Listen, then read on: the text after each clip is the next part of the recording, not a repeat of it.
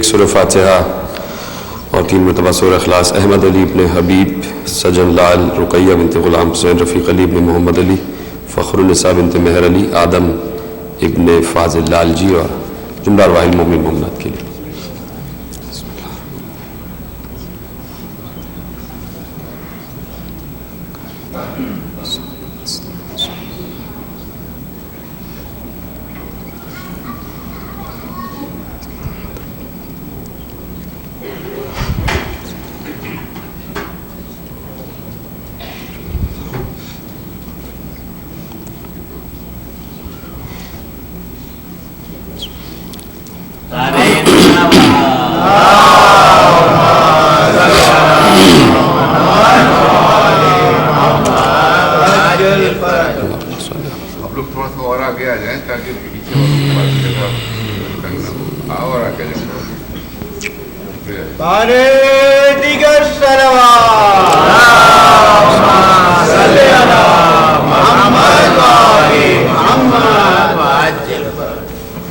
بانی مجلس جن کی طرف سے یہ مجلس ہے انہوں نے کوئی ایک درخواست کی ہے کہ انہوں نے یہ سٹیکرز چھپوائے ہیں سلام اللہ علی الحسین وعلی اولاد الحسین وعلی اصحاب الحسین لعنت اللہ علی القوم الظالمین.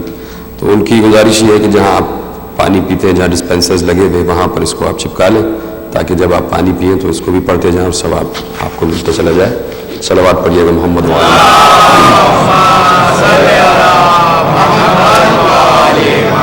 اعوذ باللہ السمیع العلیم من الشیطان اللعین الرجیم بسم اللہ الرحمن الرحیم الحمد للہ المعروف من غیر رؤیت والخالق من غیر رویت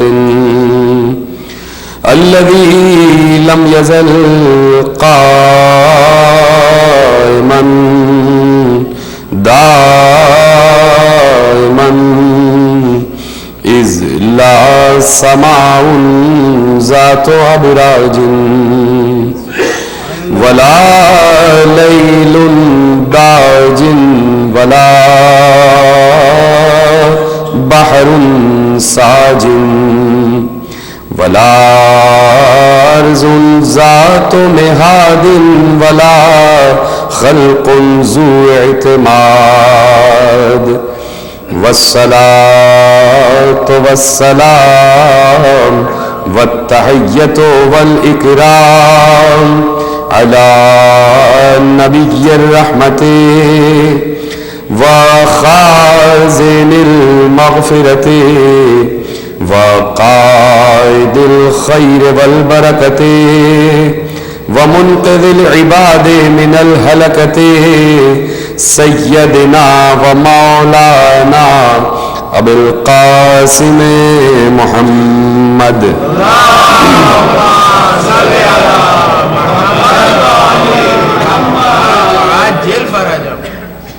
وأهل بيته الطيبين الطاهرين المعصومين المظلومين المنتخبين المنتجبين الذين أذهب الله عنهم الرجس وطهرهم تطهيرا.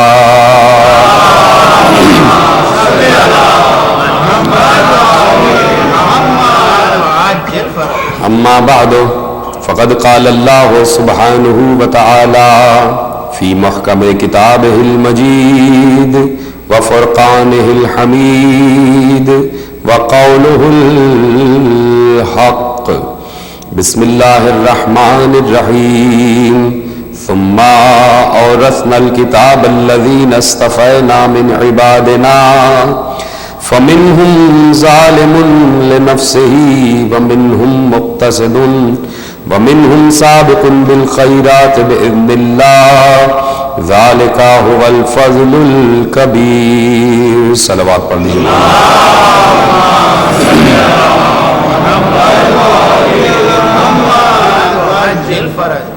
فکر قرآن اور حکمت معصوم کے عنوان کے تحت سلسلہ گفتگو آج اپنے آخری مرحلے میں داخل ہو چکا ہے، اور یقیناً ہم اسی بات پر گفتگو کرتے چلے آ رہے ہیں کہ قرآن معصوم ہے تو معصوم ہی اس کو سمجھ سکتا ہے اور معصوم ہی سمجھا سکتا ہے۔ اور میں یہ بھی جملے عرض کر چکا کہ قرآنی آیات ایک اس کے ظاہری معنی ہوتے ہیں اور یقیناً اس کے 70 باطنی معنی موجود ہیں۔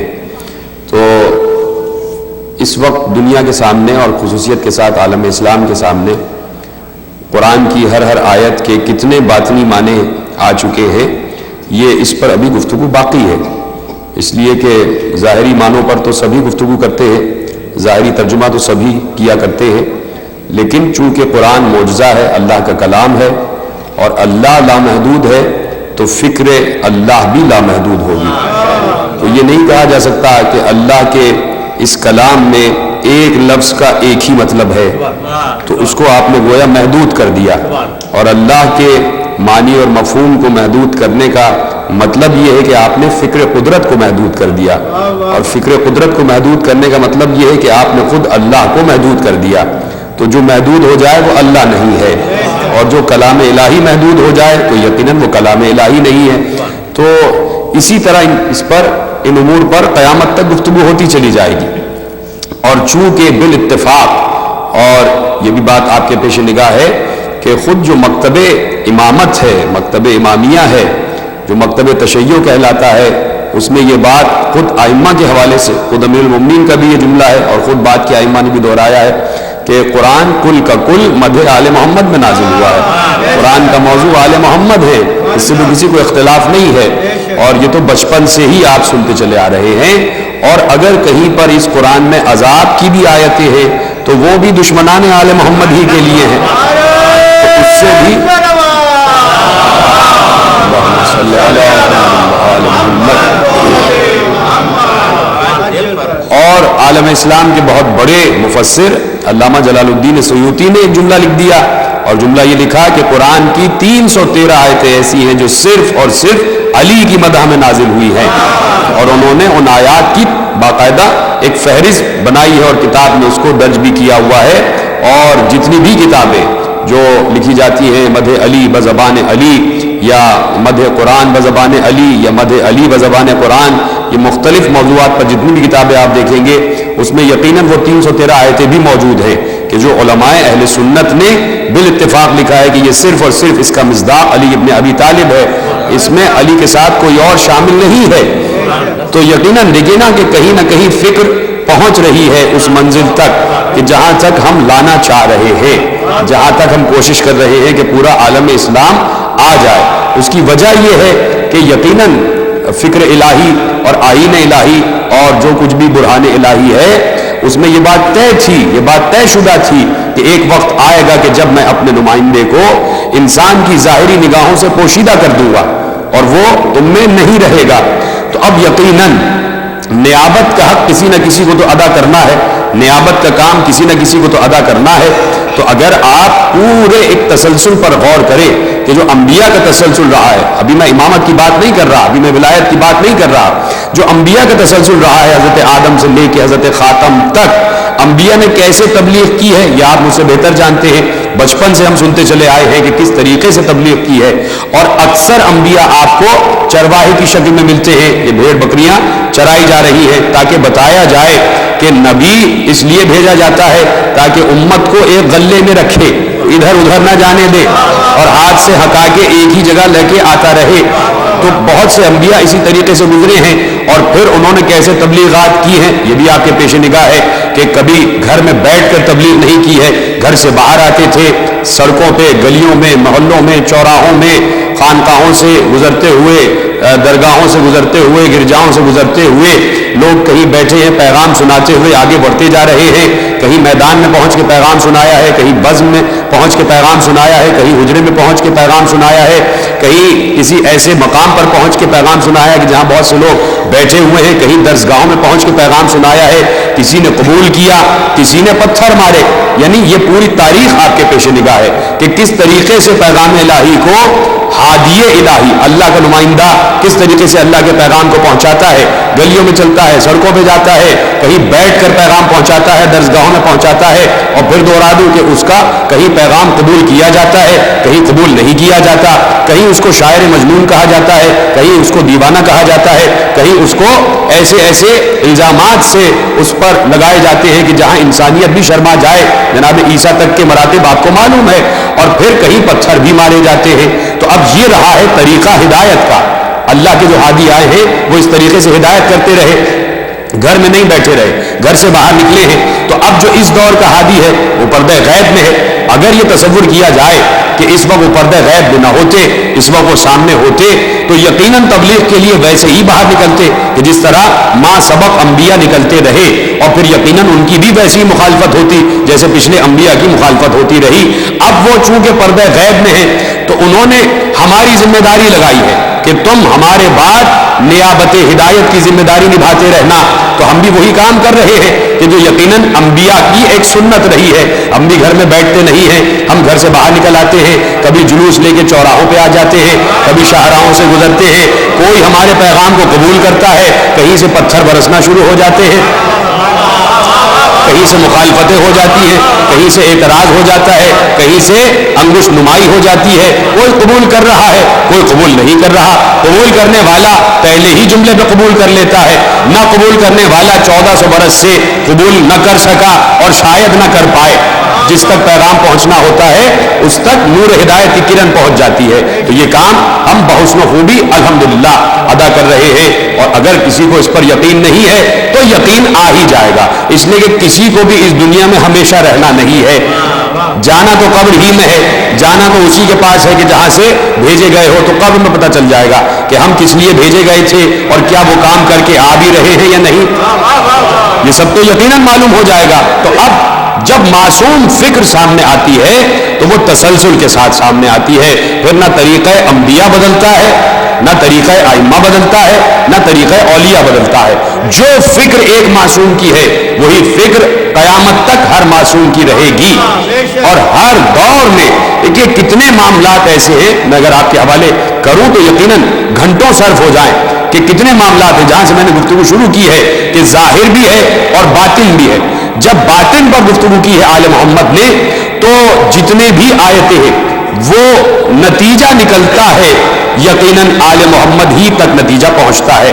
باطن کی جب بات ہوتی ہے کہ خود کہہ دیا کہ جب قرآن نے، ایک سامنے کی بات کرتا ہوں اور چھوٹی سی بات کرتا ہوں اس لیے کہ مجھے بہت تیزی سے آگے جانا ہے، کہ قرآن نے جب بھی حجاب کا تذکرہ کیا ہے یا حدیث نے جب بھی حجاب کا تذکرہ کیا ہے، حجاب قدس کا تذکرہ کیا ہے، حجاب معراج کا تذکرہ کیا ہے، یا حجاب الہی کا تذکرہ کیا ہے، تو اب حجاب آپ سمجھتے ہیں حجاب ہم کس کو کہتے ہیں کہ بھائی یہ پردہ پڑا ہوا ہے اس کو بھی حجاب کہتے ہیں، خواتین کے چہرے پر جو حجاب ہوتا ہے اس کو بھی حجاب کہتے ہیں، یعنی حجاب ہمارے نگاہوں میں ہے کہ ہماری نگاہوں میں حجاب ایک پردے کو کہا جاتا ہے۔ لیکن جب یہ ظاہری معنی ہے، جب معصوم سے پوچھا گیا یہ حجاب قدس کیا ہے، یہ حجاب الہی کیا ہے، یہ حجاب تقدس کیا ہے، تو معصوم نے کہا نحن الحجاب، ہم ہیں حجاب، حجاب ہم ہیں۔ اب یہاں تک میں آپ کو لانا چاہتا ہوں، اگر کسی کو اس باطنی تفسیر پر یقین نہیں ہے کہ معصوم کہہ رہے ہیں اور آپ نے کیسے کہہ دیا کہ معصوم نے کہا ہم حجاب ہیں، تو میں اپنا جملہ واپس لیتا ہوں اور اعتراض کرنے والے سے پوچھتا ہوں پھر تم بتاؤ کہ حجاب کیا ہے، پھر آپ بتائیے کہ حجاب کیا ہے۔ اگر آپ نے کہا یہ پردہ جو ٹاٹ کا بنا ہوا ہے یہ حجاب ہے، تو اللہ کہہ رہا ہے میں حجاب کے پیچھے چھپا ہوا تھا، تو مادے کے پیچھے مادہ ہی چھپا رہتا ہے۔ مجھے نہیں پتا میرا جملہ پہنچا ہے کہ نہیں پہنچا ہے، مادے کے پیچھے مادہ ہی چھپتا ہے۔ اگر اللہ کو آپ نے کوئی وجود ہمارے جیسا جسمانی وجود دے دیا، کسی مادی وجود سے آپ نے متصف کر دیا، تو گویا آپ نے اللہ کو اس مقام تک محدود کر دیا، اس لیے کہ جسم کے لیے ایک مقام مخصوص ہوتا ہے۔ تو حجاب کی پھر تفسیر بیان کی جائے، اگر آل محمد کی تفسیر قبول نہیں ہے تو پھر تفسیر بیان کی جائے کہ اس حجاب سے مراد کیا ہے۔ کیا اس حجاب سے مراد حجاب اسم الہی ہے؟ کیا اس حجاب سے مراد حجاب نور الہی ہے؟ جو کچھ بھی حجاب سے مراد ہے معصوم کے علاوہ کوئی بتا نہ سکا، تو یہ تو ہے اس کی باطنی تفسیر۔ اب بہت سی آیات ایسی تھی. دیکھیے جب بھی صاحبان سر ہوتے ہیں، صاحبان اسرار، یعنی جو جناب سلمان فارسی سے باتیں کی ہے وہ عام مجمع میں باتیں نہیں کی ہے، یعنی وہ باتیں جناب ابو ذر سے تک بھی نہیں کی ہیں جو جناب سلمان سے کی ہے، وہ ابو ذر سے بھی نہیں کی، اس لیے کہ ابو ذر بھی عارف ہے، سلمان بھی عارف ہے، اور حدیث آپ جانتے ہیں کہ خود ختمی مرتبہ نے کہا کہ اگر ابو ذر کو معلوم ہو جائے کہ سلمان کے دل میں کیا ہے تو وہ قتل کرنے پہ آمادہ ہو جائے. اب اس کی تفسیر معصوم نے کی، کہا اس لیے کہ ابو ذر آثار ظاہریہ آل محمد کے عارف تھے اور سلمان آثار باطنیہ آل محمد کے عارف تھے. وہ ظواہر کے عرفان رکھنے والے تھے اور سلمان باطن کا عرفان رکھنے والے تھے.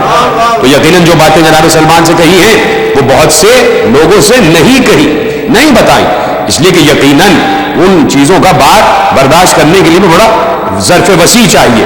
اس لیے ایمان کے درجے تقسیم کر دیے، سلمان 10ویں درجے پر ہیں اور ابو ذر 9ویں درجے پر ہیں، اور اس کے بعد درجے ایمان کے تقسیم ہوتے چلے گئے. یہ ہے باطن. لیکن کچھ ایسے بھی لوگ تھے کہ جو صرف ظاہر کا عرفان رکھتے تھے. میرے چھٹے امام جعفر صادق علیہ السلام،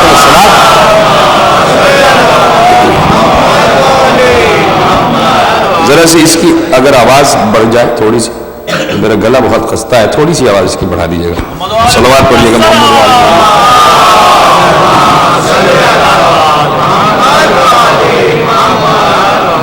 تو یقیناً اس یونیورسٹی کے بارے میں آپ مجھ سے بہتر جانتے ہیں کہ جو جامع صادق کہلاتی تھی، مدینے میں تھی، اور سینکڑوں مرتبہ آپ سن چکے ہیں اس کے بارے میں. تو جابر بن حیان کا تذکرہ بھی آپ سن چکے کہ شاگرد خاص ہے میرے امام کا. تو جو باتیں جابر بن یزید جعفری سے کہی ہیں وہ جابر بن حیان سے نہیں کہی. دونوں جابر ہیں، دونوں کا نام جابر ہے.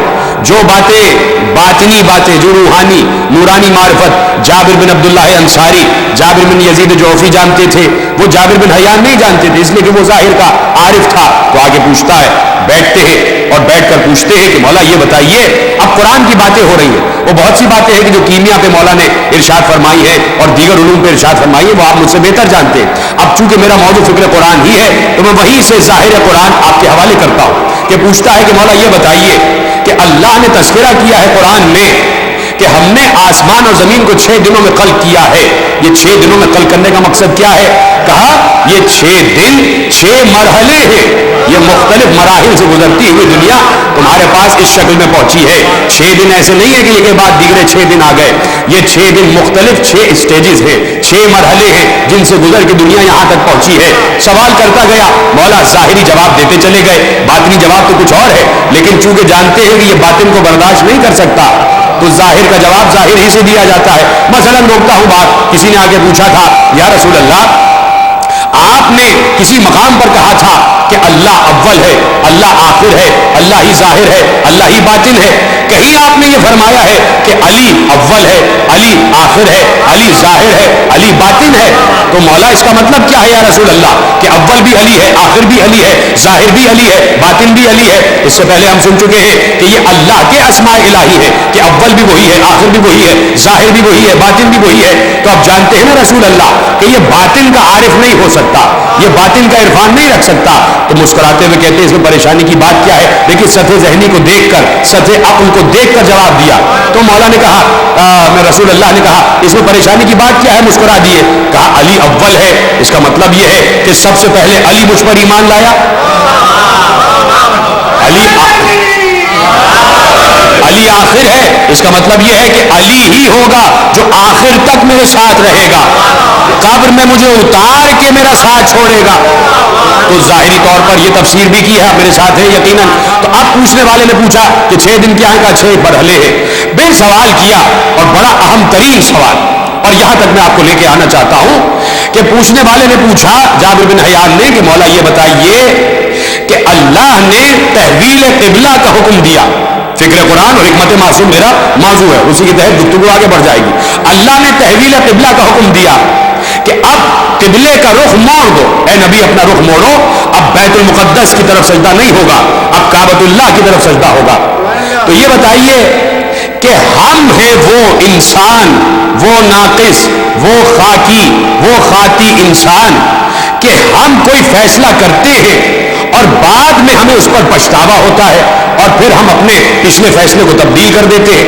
یہ تو ہمارا وصف ہے کہ ہم اپنے کسی پچھلے فیصلے پر شرمسار ہو جاتے ہیں, پچھتاتے ہیں, تو ہم اپنا پچھلا فیصلہ بدل دیتے ہیں. اللہ تو پچھتانے والا نہیں ہے. یہ اللہ نے اپنے فیصلے کو تبدیل کیوں کیا, یہ قدر الہی میں تبدیلی کیوں ہوئی, یہ قضاء الہی میں تبدیلی کیوں ہوئی. آج ہمارے انہی عقائد پر اعتراض کیا جاتا ہے نا کہ جب ہم عقیدہ بدا کا تذکرہ کرتے ہیں کہ اللہ اپنے فیصلے کو بدلتا ہے, کہ جب ہم آتے ہیں کسی موقع پر, اور میں آپ کو اسی موقع پر لے کے آؤں گا, تو اب معصوم جواب دیتے ہیں کہ دیکھو جسے تم تبدیلی کہہ رہے ہو وہ تبدیلی نہیں ہے, بلکہ دیکھیے لفظ ہے معصوم کا, وہ تبدیلی نہیں ہے بلکہ وہ اللہ کا مستقل قانون ہے. اللہ نے اپنے مستقل قانون پر عمل کیا ہے. اس نے پوچھا مولا بات سمجھ میں نہیں آئی؟ کہ اچھا میں ابھی تمہیں مثال سے سمجھاتا ہوں. دیکھو اگر تمہاری کہیں کوئی کھیتی باڑی کی زمین ہو جس میں تم کسان کو بلاتے ہو تاکہ وہ ہل چلائے اور اس میں فصل بو دے اور سال کے آخر میں بہترین فصل نکل آئے اور تم اس سے اپنا زیادہ راہ کما لو. اگر تمہاری ایسی ہی زمین ہے, فصل شروع ہونے کے دن آ گئے, تم نے ایک مزارع کو بلایا, ایک کسان کو بلایا اور کہا کہ یہ زمین تمہارے حوالے ہے, پورے سال اس میں کھیتی باڑی کرنا, اور جب سال کا آخر آ جائے تو جو کچھ بھی ہوگا اس میں تمہارا حصہ دے دیا جائے گا. تم نے اس سے کل اتنا معاہدہ کیا, لیکن جس وقت معاہدہ ہو رہا تھا تم یہ طے کر چکے تھے کہ جب سال پورا ہو جائے گا تو سال پورا ہونے کے بعد میں اس کسان کو اس کا حق دے کر اس کو رخصت کر دوں گا, اس کے بعد مجھے اس کی ضرورت نہیں رہے گی, میں دوسرا کسان دوسرے سال کے لیے بلا لوں گا. جب سال ختم ہونے لگا اور تم نے اس کسان کو اس کا حق دیا اور حق دینے کے بعد کہا اب تمہیں رخصت دی جاتی ہے, اب تم جا سکتے ہو, اب ہمیں تمہاری ضرورت نہیں ہے, تو کسان یہی سوچے گا کہ کیسا مالک ہے, اپنے پچھلے فیصلے پر بڑا شرمسار ہے, اپنے پچھلے فیصلے پر اس کو پچھتاوا ہو رہا ہے, پہلے کچھ سوچتا ہے بعد میں کچھ سوچتا ہے. یہ بتاؤ کیا تم نے اپنے فیصلے کو تبدیل کیا یا اپنے فیصلے پر باقی رہے؟ تم نے تو یہ طے کر لیا تھا کہ جب سال ختم ہوگا تو تم اسے تبدیل کر دو گے. اسی طرح اللہ نے پہلے یہ طے کر لیا تھا کہ ایک موقع ایسا آئے گا کہ میں بیت المقدس سے سجدوں کا رخ مڑوا کر کعبۃ اللہ کی طرف کر دوں گا. یہ اللہ کا مستقل قانون ہے. بات آپ تک پہنچ گئی, اور اتنی بڑی دلیل آپ کے حوالے کر رہا ہوں کہ آپ یقیناً مجھے دعا دیں گے کہ یہ اللہ کا مستقل قانون ہے. اللہ کے قانون میں تبدیلی نہیں ہوتی. جب بھی کوئی یہ سمجھے گا کہ اللہ کے قانون میں تبدیلی ہو گئی یا کانٹرڈکشن ہو رہا ہے یا ٹکراؤ ہو رہا ہے, تو وہ اللہ کو نہیں سمجھا نہ اللہ کے قانون کو سمجھا ہے. اللہ جو پہلے طے کر چکا ہوتا ہے وہ ویسا ہی کرتا ہے. انسانوں کو لگتا ہے کہ اللہ کے قانون میں تبدیلی ہو گئی, لیکن یہ تبدیلی قانون خود اللہ آ کے نہیں بتاتا کہ میں قانون تبدیل کر رہا ہوں. کوئی اللہ کا نمائندہ ہوتا ہے جو بتاتا ہے کہ اللہ کا قانون بدل نہیں رہا ہے بلکہ یہی اللہ کا قانون ہے. راہب بیٹھا ہوا تھا, راہب نے کہا میری قسمت میں اولاد نہیں ہے,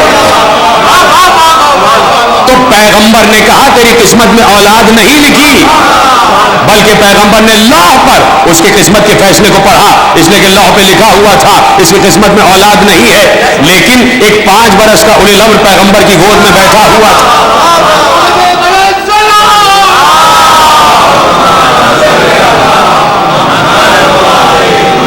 تو اب حسین نے خلاف آئین الہی نہیں کیا بلکہ اللہ کے آئین کو بتایا کہ یہ بات پہلے ہی طے ہو چکی تھی کہ ہم راہب کی قسمت میں اولاد نہیں لکھیں گے, لیکن ایک موقع آئے گا کہ جسے ہم نے قسمت کے بدلنے کا اختیار دیا ہے, وہ جب کہے گا تو ہم اپنے قانون پر عمل درآمد کریں گے. تو کیا ظاہر کو سمجھ کے باطن سمجھ میں آ جاتا ہے؟ جب تک حکمت معصوم سے نزدیک نہ ہوا جائے, جب تک حکمت معصوم سے نہ پوچھا جائے. تو اب حکمت معصوم صرف یہ نہیں کہ کیا کہہ رہی ہے بلکہ حکمت معصوم کیا عمل انجام دے رہی ہے.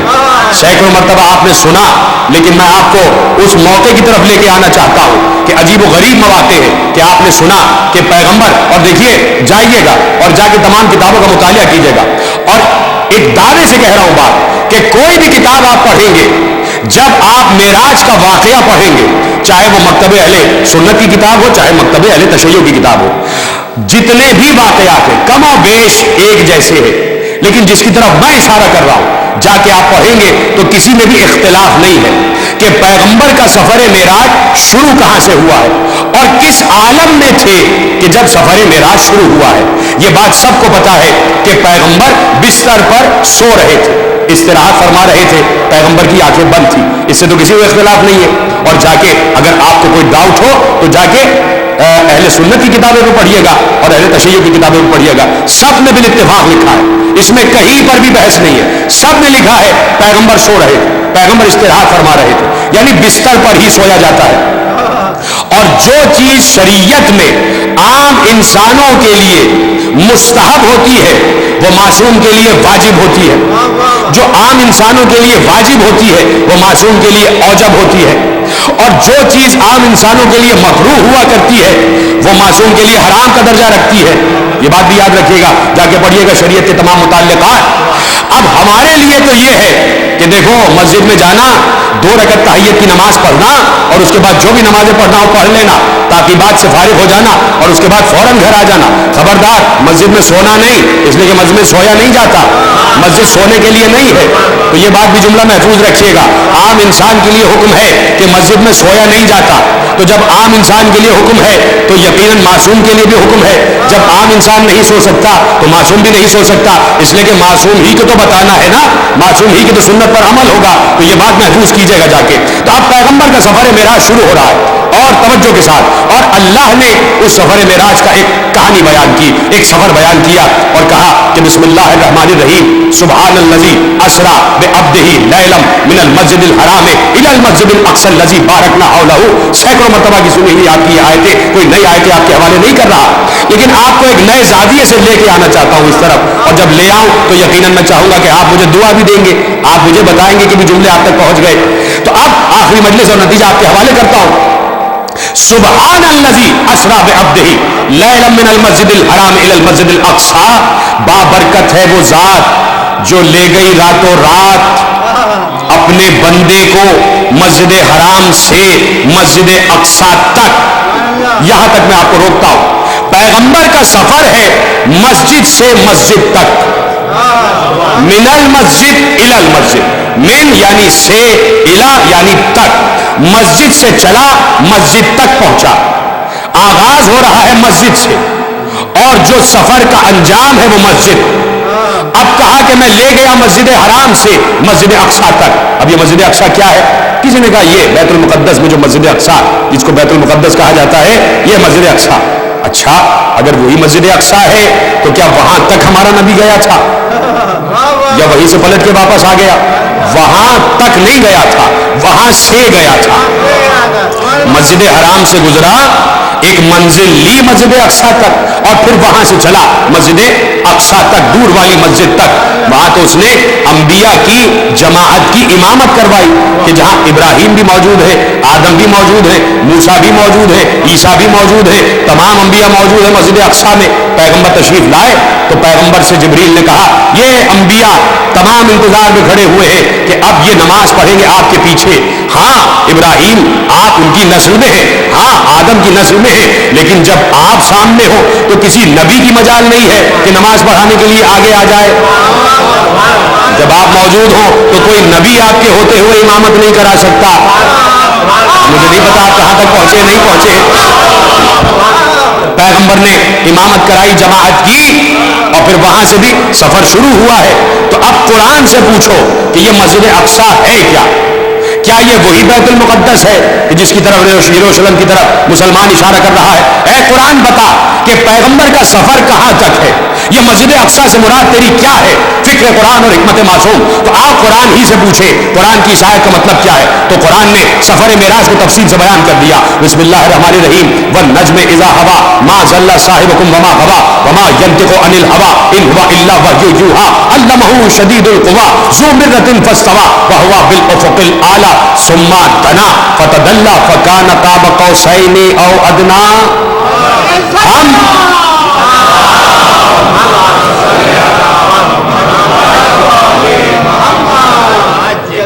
میں لے کے آنا چاہتا ہوں اس ایسی عظیم منزل پر کہ میں دیکھ رہا ہوں کہ پھر کون خاموش رہے گا جہاں پہ لے کے جا رہا ہوں. اور میں آپ کو دیکھ دیکھ کے مسکرا رہا ہوں. یہ آپ کی خاموشیاں مجھے اچھی لگ رہی ہیں اس وقت, اور میں لے کے جہاں جاؤں گا آپ کو تو آپ سے داد بھی لوں گا اور دعا بھی لوں گا.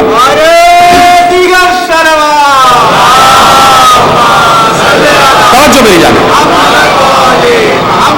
کہ مجھے ستارے کے اترنے کی قسم, میں لے گیا اپنے بندے کو کہاں تک, فکانا قاب قوسین او ادنا, میں وہاں تک لے گیا کہ اب تو معبود میں اتنا فاصلہ تھا کہ کچھ بھی فاصلہ نہ تھا, اور اس مقام کو اللہ نے قاب قوسین کا نام دیا.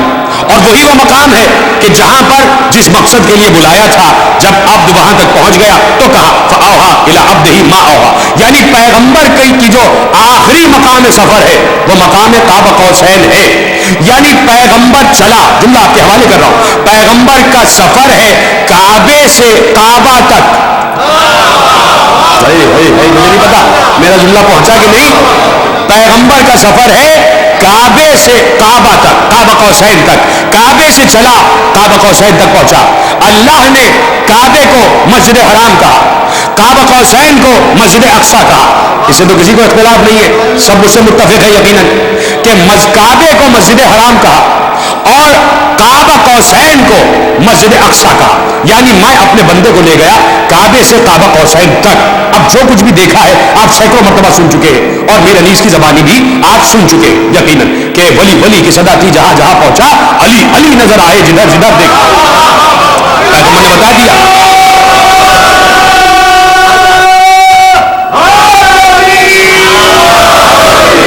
تو چلا ہے مسجد سے, پہنچا ہے مسجد تک. کعبہ قوسین وہ مقام ہے, کوئی نئی بات آپ کے حوالے نہیں کر رہا جو اب کہہ رہا ہوں, کوئی نئی بات نہیں ہے, بچپن سے آپ سنتے آ رہے ہیں. کعبہ قوسین وہ مقام ہے کہ جہاں جبریل بھی نہیں جا سکتا.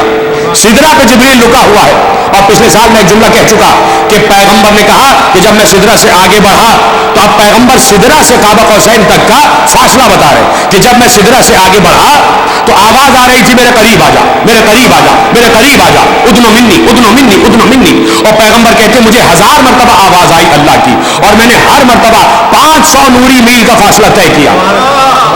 تو اب آپ اس کو بخوبی جانتے ہیں کہ جب جبریل کعبہ قوسین تک نہیں پہنچ سکتا تو کوئی اور ملک بھی نہیں پہنچ سکتا. جب سردار ملائکہ سید الملائکہ نہیں پہنچ سکتا تو کوئی فرشتہ بھی نہیں پہنچ سکتا. تو اب یہاں تک آپ میرے ساتھ آ گئے کہ جبریل سدرہ پہ رکا ہوا ہے, پیغمبر تنہا بڑھتے ہوئے آگے چلے جا رہے ہیں, اور اللہ کہہ رہا ہے, صلوات پڑھ دیجیے محمد و آل محمد.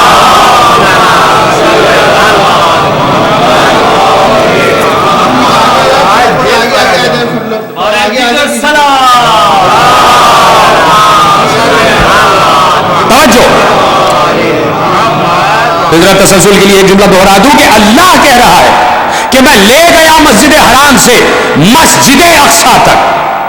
دیکھیے اس لفظ مسجد کو یاد رکھیے گا, یہ کوئی حدیث نہیں ہے, یہ کوئی استدلال نہیں ہے, کوئی روایت نہیں ہے, یہ کہیں سے کوئی قول انسان کا نہیں ہے, یہ اللہ کی آیت ہے, اس پر تو ڈیبیٹ ہو ہی نہیں سکتی. لفظ اللہ نے استعمال کیا من المسجد الی المسجد, مسجد سے مسجد تک. اب اس کے آگے پیغمبر کا سفر نہیں ہے, پیغمبر چلے ہیں مسجد سے مسجد تک. لفظ آپ نے محفوظ کر لیے, اجازت ہے کہ جملہ آپ کے حوالے کروں. یہ میری ایک ناقص فکر ہے, ہو سکتا ہے آپ کو اس سے اختلاف ہو, لیکن میں آپ کو ایک منطقی بات آپ کے حوالے کر رہا ہوں, اور قرآن ہی کی آیت سے جملہ آپ کے حوالے کر رہا ہوں, اور کہہ چکا ہوں قرآن کی آیت ہے, حدیث نہیں ہے کہ جس میں ڈیبیٹ ہو جائے ایسا ہے بھی یا نہیں ہے. قرآن نے لفظ استعمال کیا ہے کعبہ قوسین کے لیے مسجد اقصی کا لفظ استعمال کیا. اگر میں یہاں کسی سے کہوں یہ لیجیے صاحب, یہ میرا ایک لیٹر ہے, دلاور صاحب لے کے چلے جائیے فلاں علاقے میں, فلاں محلے میں فلاں صاحب رہتے ہیں, ذرا ان کو یہ خط دے کے آ جائیے. وہ چلے, پہنچ گئے, محلے میں داخل ہوئے, اور اس کے بعد گلیوں گلیوں گھومنے لگے کہ اس گلی سے گزرنا ہے, اس گلی سے گزرنا ہے. گزرتے گزرتے ایک گلی کے کونے سے گزرے, ان کو گلی کے کونے پہ ایک مسجد نظر آ گئی, لکھا ہوا ہے فلاں فلاں مسجد, مسجد کا نام لکھا ہوا ہے, مسجد پہ تالا پڑا ہوا ہے. لیکن جیسے ہی دلاور صاحب اس مسجد کو دیکھیں گے پہچان جائیں گے کہ مسجد کی اس علاقے میں موجودگی بتا رہی ہے کہ یہاں کچھ مسلمان رہتے ہیں, یہاں کچھ سجدہ گزار رہتے ہیں کہ جو اللہ کا سجدہ کرنے کے لیے مسجد میں آتے ہیں. مسجد کہتے ہی سجدہ کرنے کی جگہ کو ہے. اب آپ کی مرضی ہے, جیسے آپ چاہے سنیں. مسجد کہتے ہی سجدہ کرنے کی جگہ کو ہے. جبریل تو سدرہ پہ رکا ہوا ہے, یہ کعبہ قوسین پہ سجدہ گزار کون ہے؟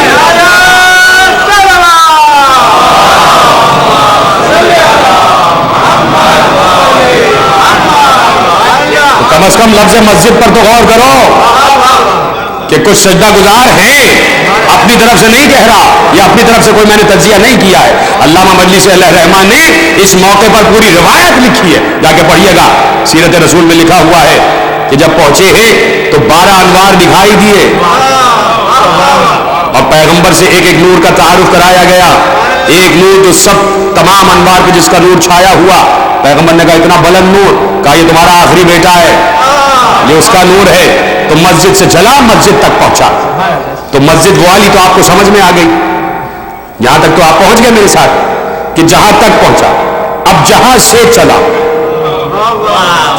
جہاں سے چلا کیا ہے وہ مقام؟ مسجد حرام یعنی کعبہ۔ اب میں صرف آپ کے حوالے روایتیں کرنا چاہتا ہوں، نتیجے تک آپ خود پہنچیں گے، مجھے مجبور نہ کیجیے گا کہ میں نتیجے تک پہنچوں، اس لیے کہ لوگ زبان پکڑ لیتے ہیں یہ کہاں سے بات کہہ دی، نتیجہ آپ نکالیں گے۔ اور جس کے لیے میں نے پہلا جملہ کہا تھا کہ بالاتفاق ہر مورخ، ہر معراج کا سفر لکھنے والا اس بات پر متفق ہے، اگر کتاب نہ ملے آپ کو تو 27 رجب اب آئے گی اگلے سال، تو جا کے الیکٹرانک میڈیا پر جو بھی مسلم چینل ہوگا اس پر جب 27 رجب معراج کے حالات بیان کیے جائیں، چاہے وہ سنی مولوی بیان کرے چاہے شیعہ مولوی، سب متفق ہیں اس بات پر کہ پیغمبر سو رہے تھے، پیغمبر محو استراحت تھے، پیغمبر بستر پر تشریف فرما تھے، جبریل داخل ہوئے، جبریل نے پیغمبر کو جگایا، پیغام الہی پہنچایا، باہر براق تیار کھڑا ہوا تھا، پیغمبر براق پہ سوار ہوئے اور پھر سفر معراج شروع ہوا ہے۔ اور اللہ کیا کہہ رہا ہے کہ میں مسجد حرام سے لے گیا، جا کے پڑھیے گا ہر کتاب میں اور جا کے پوچھیے گا ہر مفتی سے، ہر خطیب سے، ہر مورخ سے کہ پیغمبر کا سفر معراج شروع کہاں سے ہوا ہے، تو اس میں اختلاف نہیں ہے، سب نے بالاتفاق لکھا ہے کہ پیغمبر سو رہے تھے، اب ابو طالب کی بیٹی ام ہانی کے گھر پر پیغمبر محو استراحت تھے، پیغمبر کا سفر شروع ہوا ہے ابو طالب کی بیٹی ام ہانی کے گھر سے، پیغمبر تشریف فرما تھے، سو رہے تھے، آنکھیں بند تھیں، وہیں سے پیغمبر کا سفر شروع ہوا ہے، تو جس ابو طالب کی بیٹی ام ہانی کے گھر کو اللہ مسجد کہہ دے،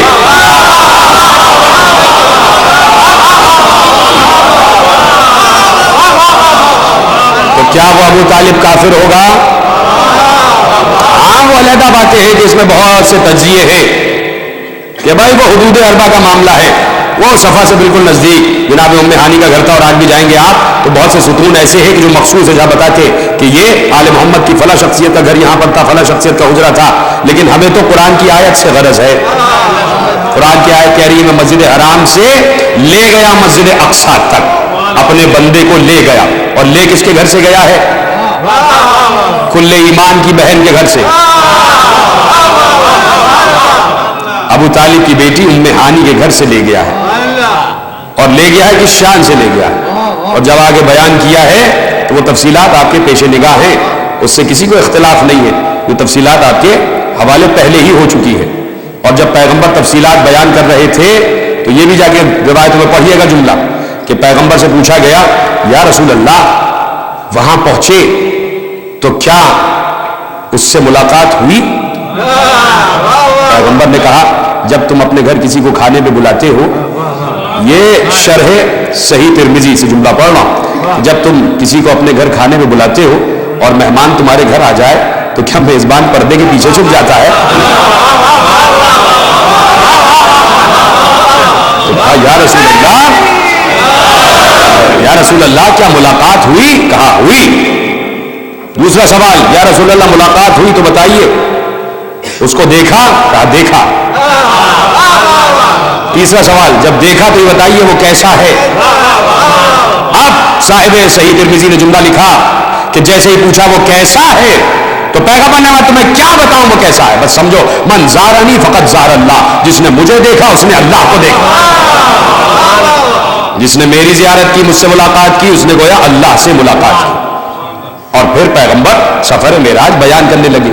کہا بلند ہوا فضاؤں کو چیرتا ہوا، خلاؤں کو چیرتا ہوا، پہلے آسمان، دوسرے آسمان، تیسرے آسمان، چوتھے آسمان. چوتھے آسمان پر فرشتوں سے ملاقات ہوئی، وہاں علی کی شبیہ دیکھی، علی کی تصویر دیکھی. پوچھا یہاں علی کی شبیہ کیوں ہے؟ کہا زمین والے تو علی کی زیارت کرتے ہی رہتے ہیں، آسمان والے بھی چاہتے ہیں کہ علی کے چہرے کو دیکھیں. تو اللہ نے علی کے عکس کو رکھ دیا ہے.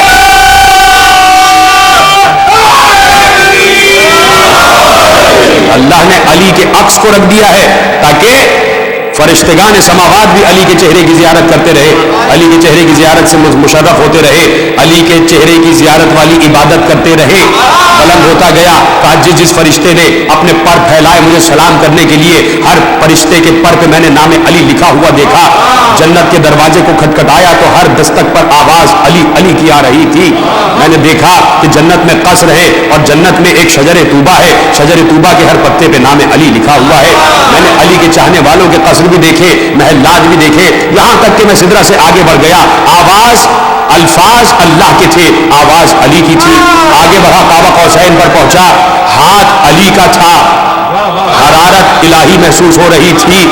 بیان کر رہے تھے پیغمبر علی علی کیے جا رہے تھے. روایت نے لکھا کہ جیسے ہی پیغمبر کہہ رہے تھے کہ ہر جگہ علی سے ملاقات ہوئی، کچھ لوگ آپس میں کانا پوسی کر کے کہنے لگے دیکھو دیکھو علی کی محبت میں دیوانے ہوئے چلے جا رہے ہیں، علی کی محبت میں دیوانے ہوئے چلے جا رہے ہیں. اللہ کو برداشت ہی نہیں کہ پیغمبر پر دیوانگی کا الزام لگ جائے اور قدرت خاموش ہو جائے. جیسے ہی کسی نے کہا کہ علی کی محبت میں دیوانے ہو گئے، اللہ نے جبریل سے کہا فوراً جاؤ اور آیت لے کے اترو، والنجم اذا ہوا ما ضل صاحبکم وما غوا وما ينطق عن الهوى ان هو الا وحی یوحی. مجھے ستارے کے اترنے کی قسم تمہارا صاحب دیوانہ نہیں ہوا، جو کچھ بھی کہہ رہا ہے اللہ کی مرضی سے کہہ رہا ہے.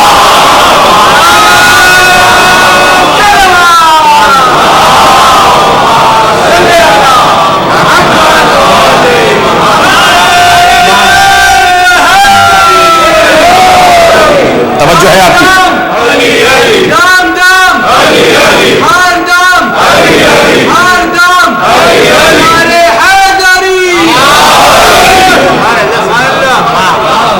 تو جب پیغمبر اصحاب کے مجمع میں علی کی فضیلت بیان کر رہے ہیں تو اصحاب نے سنی ہے نا؟ سنی ہے یقیناً. جب سنی ہے تو کسی کو بتائی بھی ہے، جب بتائی ہے تو سینہ بسینہ چلی بھی ہے، جب سینہ بسینہ چلی ہے تو یہاں تک پہنچی بھی ہے. تو بہت بڑے عالم اہل سنت، بہت تیزی سے آگے بڑھ رہا ہوں، بہت بڑے عالم اہل سنت نے مناقب مرتضوی میں اس کے پیش لفظ میں 2 روایتیں لکھی اور وہ کہتے ہیں کہ میں نے سنے یہ واقعات، اور واقعات یہ سنے کہ ایک بہت بڑے ولی گزرے ابراہیم ابن ادھم. وہ کہتے ہیں کہ وہ چلے اور اپنے مرشد کے پاس پہنچے. ان کا مرشد پہاڑ کے دامن میں اپنی ایک کٹیا لگائے ہوئے بیٹھا تھا. ابراہیم ابن ادھم پہنچے، مرشد سے سلام و کلام ہوا. مرشد نے پوچھا ابراہیم تم اپنے کشف و جذب کی کس منزل پہ پہنچے ہو؟ کہاں تک پہنچا ہے تمہارا جذب و کشف؟ کہاں تک پہنچے تمہارے اوراد و وظائف؟ کہا مرشد میں کیا بتاؤں، یہاں تک پہنچ گیا ہوں کہ جس پہاڑ کے دامن میں آپ بیٹھے ہوئے ہیں اس پہاڑ کو میں اشارہ کروں تو پہاڑ حرکت کرنے لگ جائے گا. وہ کہتے ہیں کہ ابراہیم نے صرف یہ کہا تھا، پہاڑ متزلزل ہوا. ابراہیم ابن ادھم نے کہا میں نے تجھے ابھی کہا نہیں ہے، رک جا. یہ روایت یہاں تک آ گئی. کہتے پھر میں نے دوسری روایت پڑھی کہ بہاؤالدین زکریا چلے ہیں شکر گنج کے پاس، دونوں کی ملاقات ہوئی ہے، شکر گنج کرسی پہ بیٹھے ہوئے ہیں. بہاؤالدین زکریا سامنے آئے، سلام و کلام ہوا. بہاؤالدین زکریا نے شکر گنج سے پوچھا کہاں تک پہنچے آپ کے اوراد و وظائف، کہاں تک پہنچا آپ کو جذب و کشف؟ کہا یہاں تک پہنچا ہے جس کرسی پہ آپ بیٹھے ہیں حکم کروں تو کرسی ہوا میں معلق ہو جائے. تو کہا انہوں نے کہا نہیں تھا، کرسی ہوا میں معلق ہو گئی. شکر گنج نے کرسی سے کہا بیٹھ جا، میں تجھ پر بیٹھا ہوا ہوں، نیچے آ جا. کرسی نیچے آ گئی. کہتے میں نے جب یہ واقعات پڑھے کہ یہ بہاؤالدین زکریا، یہ شکر گنج، یہ ابراہیم ابن ادھم، وہ مرشد کہ جن کے پاس یہ اوصاف آ جائے کہ وہ پہاڑوں کو کہے تو پہاڑ حرکت کرے، ان کا ہوا پہ تصرف آ جائے، وہ کن کے مالک بن جائیں، تو یہ تو اولیاء ہے. اور کوئی ولی اس وقت تک ولی بن نہیں سکتا جب تک اس کا شجرہ ولایت علی سے جا کے نہ ملے.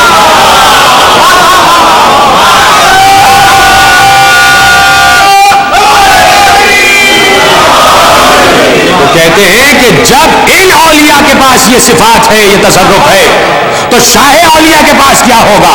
تو کہتے ہیں کہ علی نے جتنے بھی جملے کہے ہیں اپنی شان میں، اپنی فضیلت میں، بالکل صحیح کہے ہیں. تو لکھتے لکھتے اس مقام پر آتے ہیں کہ علی کے کانوں تک شام کے منبروں کے جملے آ رہے تھے کہ علی نعوذ باللہ عرب کا ڈاکو ہے، علی عبادت نہیں کرتا، علی خائن ہے، علی خیانت دار ہے، علی کا شجر رسول سے کوئی تعلق نہیں ہے، علی بیت المال میں خیانت کرتے ہیں. علی تک یہ جملے پہنچ رہے تھے، مستقل پہنچ رہے تھے. علی اس کان سے سنتے تھے، دوسرے کان سے اڑا دیتے تھے، اس لیے کہ علی کا یہ اسٹیٹس نہیں تھا کہ چھوٹے چھوٹے جملے لانے والے چھوٹے چھوٹے لوگوں کا جواب دیتا پھرے.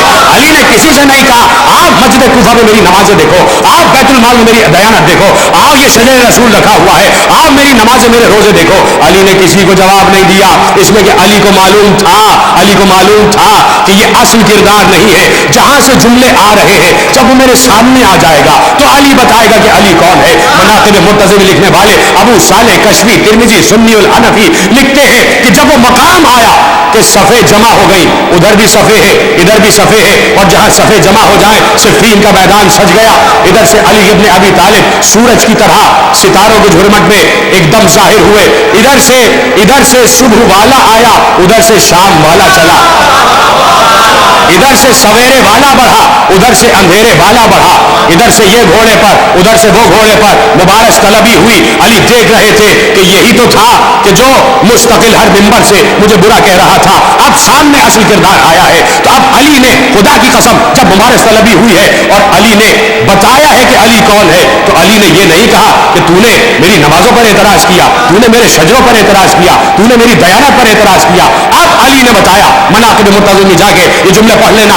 اب علی اپنے گھوڑے پر بلند ہوئے اور جب پوچھا گیا کہ مبارک طلبی کی جائے تو اس نے اپنا تعارف کرایا، اور ادھر سے علی نے بتایا کہ علی کون ہے، اور اس شان سے بتایا کہ لسان اللہ سے جملے ادا ہو رہے تھے، اللہ کی زبان گویا ہو رہی تھی، اللہ کی زبان بتا رہی تھی کہ دست تصرف الہی میں ہے کیا کیا. ایک بار علی نے کہا ارے الذی عندی مفاتیح الغیب لا یعلمها بعد محمد صلی اللہ علیہ وآلہ غیری انا الذی قال فیہ محمد صلی اللہ علیہ وآلہ انا مدینۃ العلم وعلی بابها انا حجر الذی تفجر منها اثنا عشرۃ عینا انا آدم الاول انا نوح الاول انا ابراہیم الخلیل حين القي في النار انا حقیقت الاسرار انا مونس المؤمنین انا فتاح الاسباب انا منجی العیون انا سماک السماوات انا داعی الارضیین انا ترجمان وحی اللہ انا خازن علم اللہ انا جنب اللہ انا عزم اللہ انا ید اللہ انا وجہ اللہ.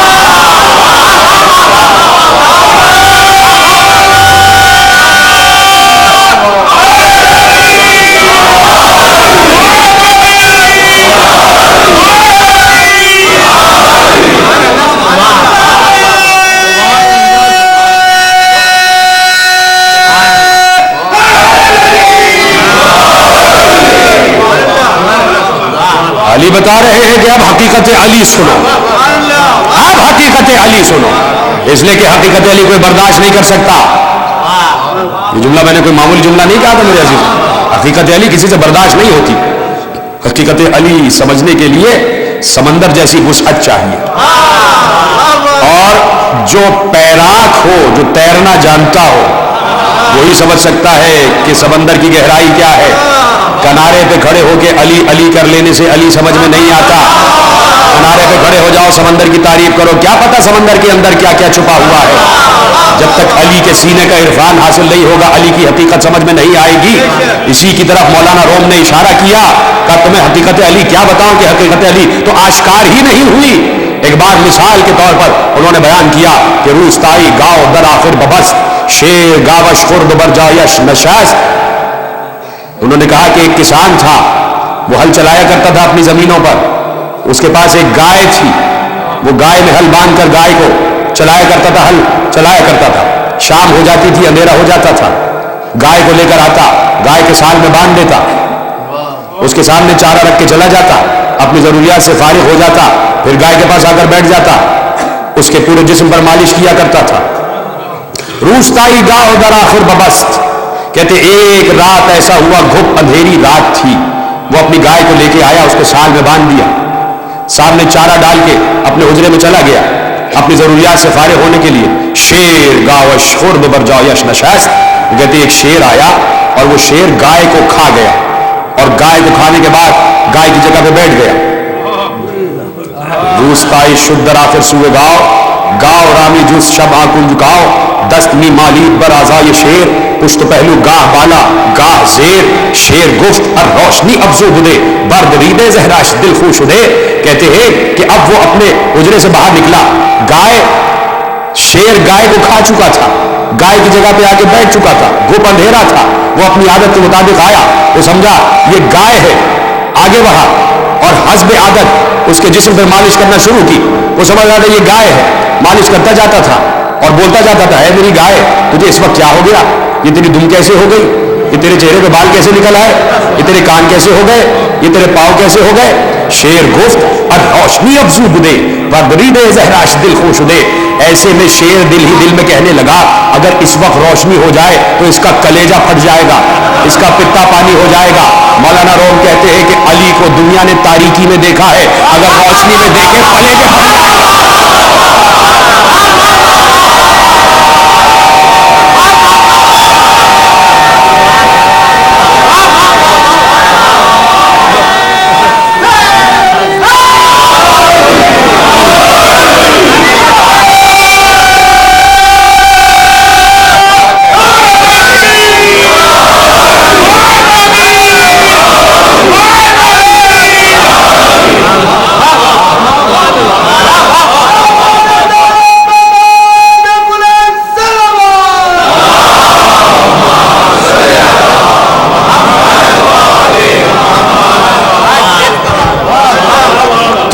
تاریکی علی را دید ہے جی سبب غیر برو بغزید ہے.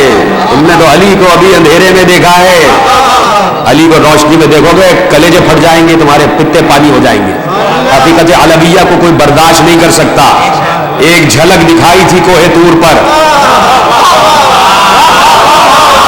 مجھے نہیں پتا آپ اتنی دیر سے میرے ساتھ کیسے آ رہے ہیں، کون برداشت کر پایا. یہ بھی دل اتفاق روایت ہے، اس میں کوئی اختلاف نہیں ہے کہ کس کا نور چمکا تھا، آپ مجھ سے بہتر جانتے ہیں. تو علی کو آج تک کوئی سمجھ نہ پایا، لیکن میں نے کہا نا کہ پیغمبر نے بیان کیا اصحاب کے سامنے تو مقتدر اصحاب کرام نے یہ روایتیں آگے پہنچائی ہیں. اس لیے ہم آج تک کہتے ہیں، ہمارے علماء کا یہ فتویٰ بھی ہے کہ اصحاب کا احترام کرو. کیوں کرو؟ کہ اگر یہ نہ ہوتے تو علی کی فضیلت کی روایتیں ہم تک پہنچتی کیسے؟ انہی اصحاب کے ذریعے سے پہنچی ہیں. اسی لیے نا اصحاب کو صدیق کہا جاتا ہے. بار بار گھڑی کی طرف نہ دیکھیں، آج آپ کا 5 منٹ زیادہ لینا چاہتا ہوں اگر آپ کے پاس کچھ وقت ہے. انہی اصحاب کے ذریعے سے انہی کو تو صدیق کہا گیا کہ سچے ترین اصحاب. اسی لیے سچا کہا گیا کہ سچے نے کہا کہ اے عائشہ کیا تم نے رسول سے سنا نہیں ہے کہ علی کے چہرے کو دیکھنا عبادت ہے؟ تو سچ کہا تھا. صدیق اکبر نام ہے تو اس لیے احترام ضروری ہے کہ بھائی انہوں نے بڑی احترام کی باتیں بتائی ہے، انہوں نے بڑی محبت کی باتیں بتائی ہے. تو یہاں تک پہنچے اور جہاں تک پہنچا تو جو بھی صاحب نسب تھا چاہے کسی بھی مذہب کا ہو، مذہب سے غرض نہیں ہے، مذہب سے غرض نہیں ہے، نسب سے غرض ہے. اس نے بتانے میں گریز نہیں کیا، اس نے بتانے میں کنجوسی نہیں کی. اب ملا عبد الرحمان جامی جانے ان کا عقیدہ جانے، میں تو آپ کے حوالے ان کا عقیدہ کر رہا ہوں. نہ معلوم کس کیف و مستی کے عالم میں کہہ دیا بسوئے کعبہ ربت شیخ من بسوئے نجف بحق کعبہ کے انجا مراست حق بطرف تفاوتے کے میانے منست ہو آنست کہ من بسوئے گوہر رفت ہو بسوئے صدف، کہ او بسوئے گوہر رفت تو من بسوئے صدف. کہتے ہیں کہ دیکھو اب ملا عبد الرحمان جامی صاحب شواہد النبوہ بہت عظیم ترین عالم اہل سنت، بسوئے کعبہ ربت شیخ من بسوئے نجف. تو کہتے ہیں شیخ کعبے کی طرف جا رہا ہے، میں نجف کی طرف جا رہا ہوں. میں نے کہا نا وہ جانے ان کا عقیدہ جانے، میں تو آپ کے حوالے کر رہا ہوں بس.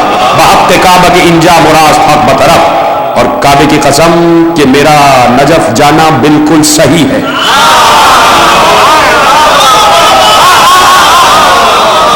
میرا نجف جانا بالکل صحیح ہے، میرا نجف جانا بڑا فائدے میں ہے. وہ جانے ان کا عقیدہ جانے. ہم تو یہ جانتے ہیں کہ کعبہ بہت بلند مقام رکھتا ہے، کعبے سے بڑی کوئی زمین نہیں ہے. آپ وہ الگ بات ہے کہ زمین کربلا نے ایک بار کوہنیوں کو ٹیکتی بھی اٹھ کر اور کعبے کو بتایا ہے کہ فخر نہ کر، میں نہ ہوں گی تو تو بھی نہیں ہوگا. میں نہ ہوں گی تو تجھے بچایا نہیں جا سکتا، لیکن کعبے کا احترام اپنی جگہ ہے، اس لیے کہ اللہ کا گھر ہے. لیکن میں تو آپ کے حوالے ملا عبد الرحمان جامی کا عقیدہ کر رہا ہوں. کہتے ہیں شیخ کعبے کی طرف جا رہا ہے، میں نجف کی طرف جا رہا ہوں، اسی کعبے کی قسم میرا نجف جانا بالکل ٹھیک ہے. اس لیے کہ آپ بہتر جانتے ہیں کہ جب آب نیسا برستا ہے، آب نیسا جب برستا ہے، نوروز کے بعد جو پہلی بارش ہوتی ہے، تو جتنے بھی قطرے برستے ہیں سمندر میں گرتے ہیں، ایک ایک قطرہ تہ میں اترتا چلا جاتا ہے. نیچے چھوٹے چھوٹے سیپ ہوتے ہیں، گونگے ہوتے ہیں، سیپ اپنا منہ کھولا ہوا ہوتا ہے. جیسے ہی وہ قطرہ سمندر کی تہوں کا سینہ چیرتے ہوئے نیچے پہنچتا ہے، سیپ اس قطرے کو اپنے شکم میں جذب کرتا ہے اور پھر منہ بند کر لیتا ہے. پھر اس قطرے کی پرورش کرتا ہے. جب پرورش کر لیتا ہے تو وہ قطرہ موتی بدل جاتا ہے، سچا موتی بن جاتا ہے، موتی میں بدل جاتا ہے. شناور آتا ہے، جوہری آتا ہے، تلاش کرنے والا سمندر میں کودتا ہے، وہ سیپیاں جمع کرتا ہے، باہر لاتا ہے، سیپیوں کے منہ کو کھولتا ہے، سیپی کو وہی چھوڑ دیتا ہے، موتی نکالتا ہے اور بڑے احتیاط کے ساتھ کسی بہترین کپڑے میں رکھ کے لے جاتا ہے. یہ سیپ ہے اور یہ موتی ہے. سمجھ گئے نا آپ؟ عبد الرحمان جامی کہتے ہیں شیخ کعبے کی طرف جا رہا ہے، میں نجف کی طرف جا رہا ہوں، اسی کعبے کی قسم میرا نجف جانا بالکل ٹھیک ہے. اس لیے کہ شیخ سیپ کی طرف جا رہا ہے، میں موتی کی طرف جا رہا ہوں.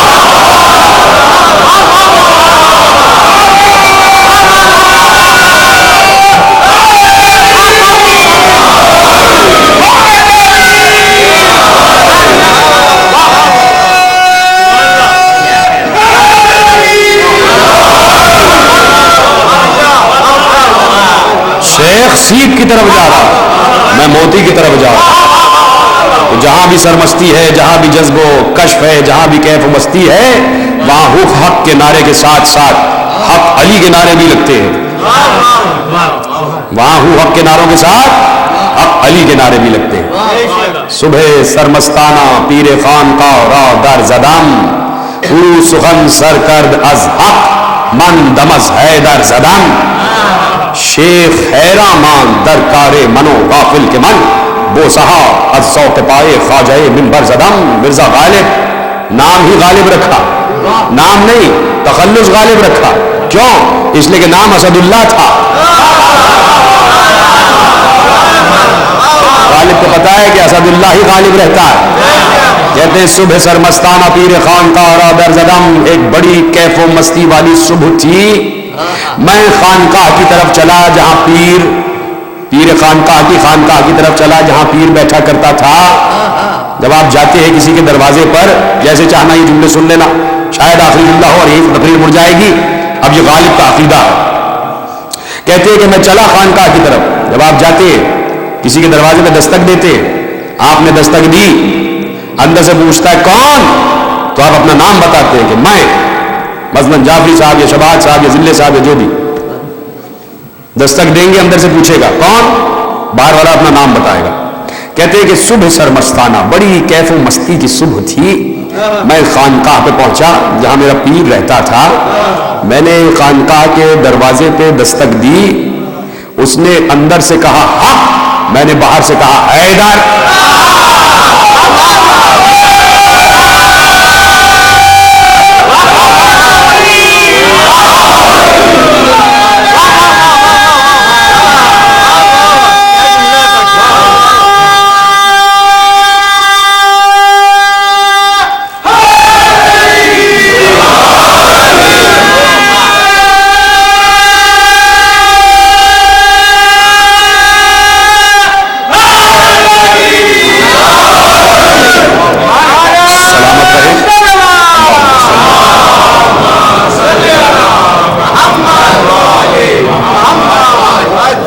سلامت رہے آپ کے پروردگار، آپ کی نسلوں تک یہ محبت و الفت و مودت نسلوں میں منتقل کرتی چاہیے. اس لیے کہ جس طریقے سے جہاں جہاں فرش عزا بچھ رہا ہے اور جس طریقے سے علی و اولاد علی کا تذکرہ سنا جا رہا ہے، تو میں پہلی ہی تقریر سے کہہ رہا ہوں کہ ہم گویا اپنے فریضے کو صحیح طور سے انجام دے رہے ہیں. ہم حق مودت ادا کرنے کی کوشش کر رہے ہیں، اور مودت کی تعریف ہی یہ ہے کہ آل محمد کی خوشی میں خوش، ان کے غم میں غمگین ہو جاؤ، رنگ جاؤ ان کے رنگ میں. اگر وہ خوش ہیں اور تمہارے گھر میں کوئی غم ہے تو اپنے غم کو پس پش ڈال دو. ان کی خوشی میں خوش ہو جاؤ. اگر تمہارے گھر میں کوئی غم ہے اور ان کے گھر میں خوشی ہے تو خوش ہو جاؤ. اگر ان کے یہاں غم ہے تمہارے یہاں خوشی ہے تو اپنی خوشی بھول جاؤ, ان کے غم میں غمگین ہو جاؤ. تو آپ نے 2.25 مہینے غمگین ہو کر بتایا کہ ہم مودت کا حق ادا کرنے کی کوشش کر رہے ہیں. کچھ لوگوں کو بہت کھلتا ہے کہ کتنا یہ طویل ہوتا جا رہا ہے, یہ تو بس 40 ہی دن تک دیگر علاقوں میں منایا جاتا ہے, یہ 2.25 مہینے کی ضرورت کیا ہے؟ تو اس میں ضرورت کی بات نہیں ہے. اس میں آپ دیکھیے کہ عمل کیا انجام دیا جا رہا ہے. جو ہندوستان کی تہذیب سے تعلق رکھتے ہیں, جو پاکستان بھی پہنچے اور یہاں تک آئے, تو ہمارے گھروں میں آج تک یہ طریقہ ہے کہ ٹی وی بند ہو جاتا ہے, میوزک ختم, کوئی کھیل کود نہیں دیکھا جائے گا, کوئی لہو لعب نہیں ہوگا.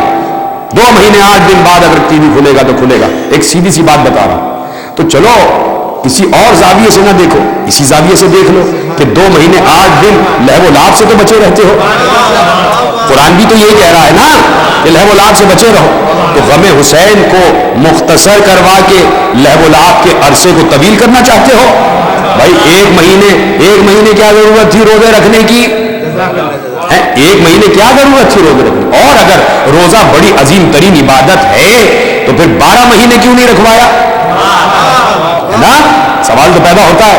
تو سوال یقیناً اس کے جواب ہزاروں جو معصوم نے دیے ہیں, لیکن 1 مہینے مشق کرو بھوکے رہنے کی, 1 مہینے مشق کرو زبان کے روزے کی, 1 مہینے مشق کرو کان کے روزے کی, تاکہ 11 مہینے یہی پریکٹس دہراتے چلے جاؤ. اسی لیے 2.25 مہینے لہو لعب سے بچے رہو. میں معذرت کے ساتھ کہنا چاہتا ہوں, شاید کسی کو برا لگ جائے, لیکن وہ رویے یہاں تبدیل ہوتے ہوئے دکھائی دے رہے ہیں. حسین بن علی کو لوگ صرف 10 دن کا مہمان سمجھتے ہیں, یا پھر چہلم کا عشرہ آتا ہے تو 11 سے 20 سفر کا مہمان. نہیں میرے عزیزو, حسین اتنی معمولی ہستی نہیں ہے. کربلا اتنا چھوٹا غم نہیں ہے. کربلا یہ عام غموں کی طرح نہیں ہے, ہمارے تمہارے غم کی طرح. لوگ نہ معلوم تم سے کیا کیا کہتے رہیں گے, لوگ نہ معلوم تمہاری مخالفت میں کیا کیا کہتے رہیں گے. تو کیا تم سب سے متاثر ہو جاؤ گے؟ کیا تم احساس کمتری کا شکار ہو جاؤ گے؟ تم سے مراد جہاں جہاں میرے جملے جا رہے ہیں, پروردگار آپ کو سلامت رکھے, آپ سے مخاطب نہیں ہوں, لیکن جہاں جہاں آواز کی لہروں سے اور ان شعاؤں کے ذریعے سے پیغام پہنچ رہا ہے کہ کربلا کا واقعہ کوئی چھوٹا واقعہ نہیں ہے. پتہ نہیں کیا کیا جملے کہے جائیں گے, تو ہمیں کسی سے متاثر نہیں ہونا ہے, ہمیں احساس کمتری کا شکار نہیں ہونا ہے کہ یہ ہم کیوں کرتے ہیں, ہاں وہ تو ٹھیک کہتے ہیں. نہیں, ان کو بتاؤ کہ تم غلط کر رہے ہو, تم الگ ہٹے ہو, تم اس طرف آ جاؤ تو تمہیں پتہ چلے کہ اصل دین کیا ہے. بتاؤں میں آپ کو کہ اصل دین کیا ہے اور حسین کا غم کیا ہے. صاحب دمات الساکبہ نے روایت لکھی, حسین کا غم, خدا کی قسم جا کے پڑھ لیجئے گا, دمات الساکبہ 3 جلدوں میں کتاب ہے, اور دوسری جلد سے آپ کے حوالے روایت کر رہا ہوں. لکھنے والے نے لکھا, اور منتخب تریحی میں بھی یہ روایت انہوں نے منتخب تریحی کے ذریعے سے لکھی ہے, مقتل تریحی کے ذریعے سے لکھی ہے, اور بہت مستند ترین مقاتل اور بہت مستند ترین تاریخیں ہیں جس کے حوالے سے انہوں نے جملے درج کیے. وہ کہتے ہیں قافلہ جا رہا تھا کربلا کی طرف, اور اس میں ایک ذاکر بھی تھا جو مولا حسین کا ذکر کرتا تھا, نوحے پڑھتا تھا, سلام پڑھا کرتا تھا, اور عراق سے ہی عرب سے ہی تعلق تھا اس کا, اور جا رہے تھے یہ اپنے علاقے سے عراق کی طرف. اسی قافلے میں ایک عالم وقت بھی تھے, ساتھ ساتھ جا رہے تھے. ایک موقع پر یہ قافلہ رکا اور مجلس برپا ہوئی.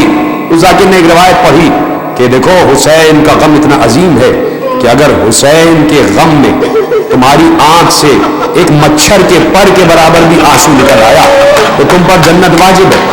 میرا کام آپ تک پہنچانا ہے, یقین کرنا نہ کرنا آپ کا کام ہے. اس لیے آج یہ وقت آ گیا ہماری قوم پر کہ آج ہمیں اپنی ہی قوم کو حوالے دینے کی ضرورت پڑتی ہے, اپنی ہی قوم کو ریفرنسز دینے کی ضرورت پڑتی ہے. ریفرنس میں دے چکا. تو اب جیسے ہی اس نے یہ روایت پڑھی, عالم وقت نے کہا کہ یہ کیسے ہو سکتا ہے. مجلس ختم ہوئی تو انہوں نے کہا یہ کیسے ہو سکتا ہے, کیا اپنی طرف سے تم باتیں کرتے رہتے ہو, یہ ناممکن ہے, یہ بات سمجھ سے بالاتر ہے.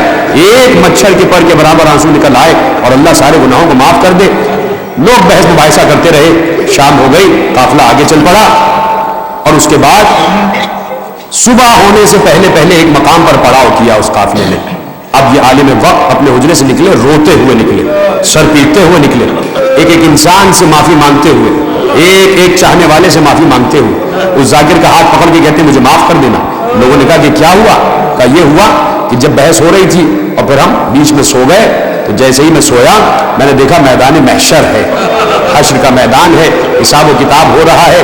ایک طرف پل صراط ہے, اس پل صراط کے دائیں طرف میزان سجا ہوا ہے, لوگوں کا حساب و کتاب لیا جا رہا ہے. لیکن اتنی گرمی ہے, سورج کی حدت اتنی ہے کہ مجھے پیاس لگی, بہت شدید پیاس لگ رہی تھی.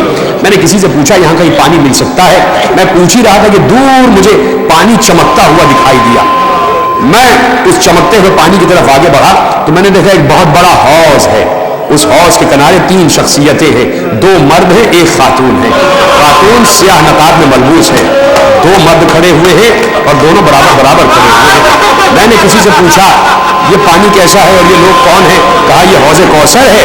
ان 2 مردوں میں ایک رسول اللہ ہے, ایک علی ابن ابی طالب ہے, اور یہ جو خاتون دیکھ رہے ہو نا یہ مادر حسین فاطمہ زہرا ہے بنت رسول ہے. کہتے میں خوش ہو گیا کہ میں انہی کا تو چاہنے والا ہوں. میں آگے بڑھا, میں نے بیوی کے سامنے ہاتھ جوڑے اور کہا بیوی میں آپ کا چاہنے والا ہوں, مجھے کچھ پانی چاہیے. ایک بار بیوی نے میری طرف سے رخ موڑ لیا, کہا تجھے پانی پلا دوں؟ تجھے میرے حسین کے غم میں بہنے والے آنسو کی وقعت پر یقین نہیں ہے اور میں تجھے پانی پلا دوں؟ تجھے پتا ہے میرے بیٹے حسین بیکس پر کیا گزری ہے؟ جب ماں یہ کہہ رہی ہو میرے عزیزوں پھر کسی کو خاموش رہنا بنتا نہیں ہے. زہرا کہہ رہی ہے تجھے کیا پتا حسین پر کیا گزری ہے؟ یہ تو ایک روایت ہے, جا کے پڑھنا, روایتوں کے انبار لگے ہوئے ہیں. یہ گریہ محض نہیں ہے, خدا تمہاری آوازوں پر رحم فرمائے. بس اب کل ہم کہاں اور فرش ازا کہاں, آخری مجلس ہے یارو الوداع, اور بہین کے سوگوارو الوداع, آخری مجلس ہے یارو الوداع. اب کسی کی زندگی وفا کرے گی تو دوبارہ ملیں گے, اسی طرح فرش ازا پہ بیٹھے ہوں گے.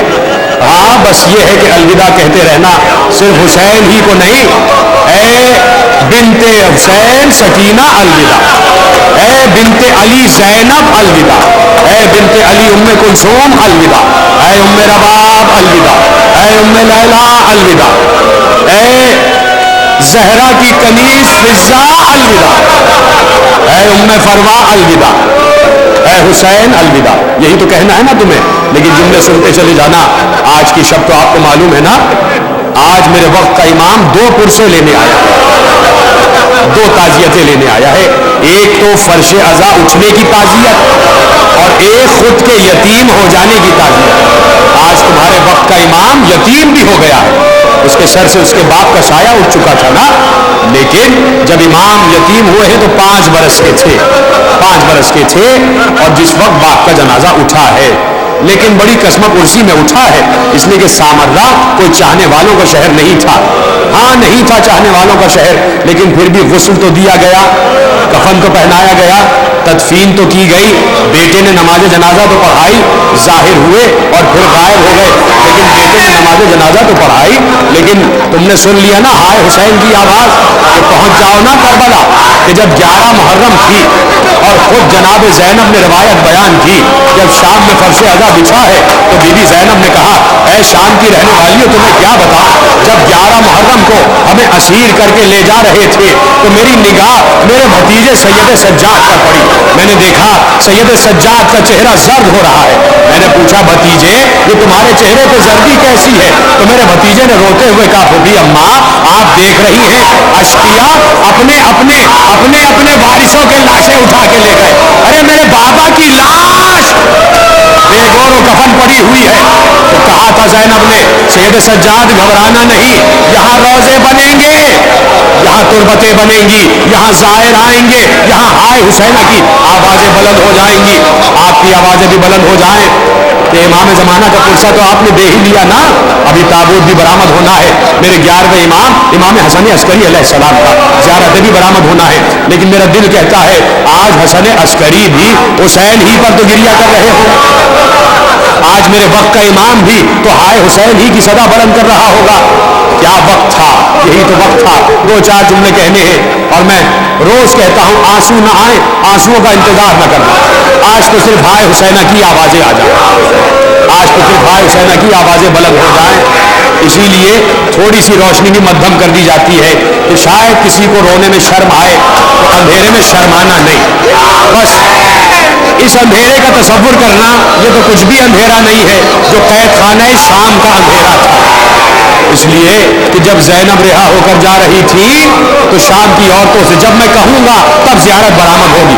میں 2-4 جملے پڑھنا چاہتا ہوں. جب میں آخری جملہ کہوں گا تب زیارت آئے گی. آپ میری طرف دیکھتے رہ جائیں. اس لیے کہ زینب نے چلتے چلتے شام کی عورتوں سے کہا تھا اے شام کی رہنے والیوں, میں تمہاری گودیوں میں چھوٹے چھوٹے بچے دیکھ رہی ہوں, خدا تمہاری گودیوں کو آباد رکھے.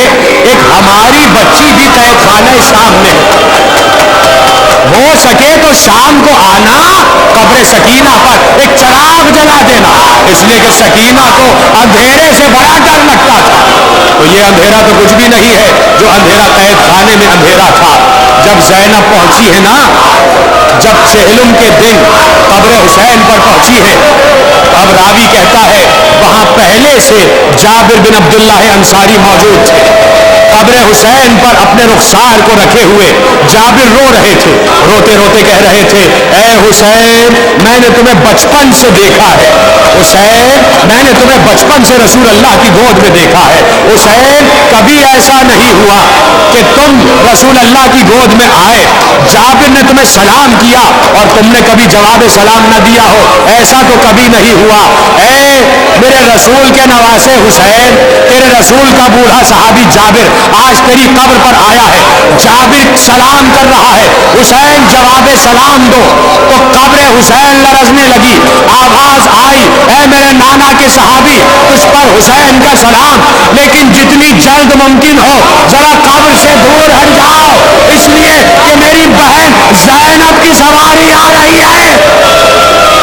اجرکم اللہ, اجرکم اللہ.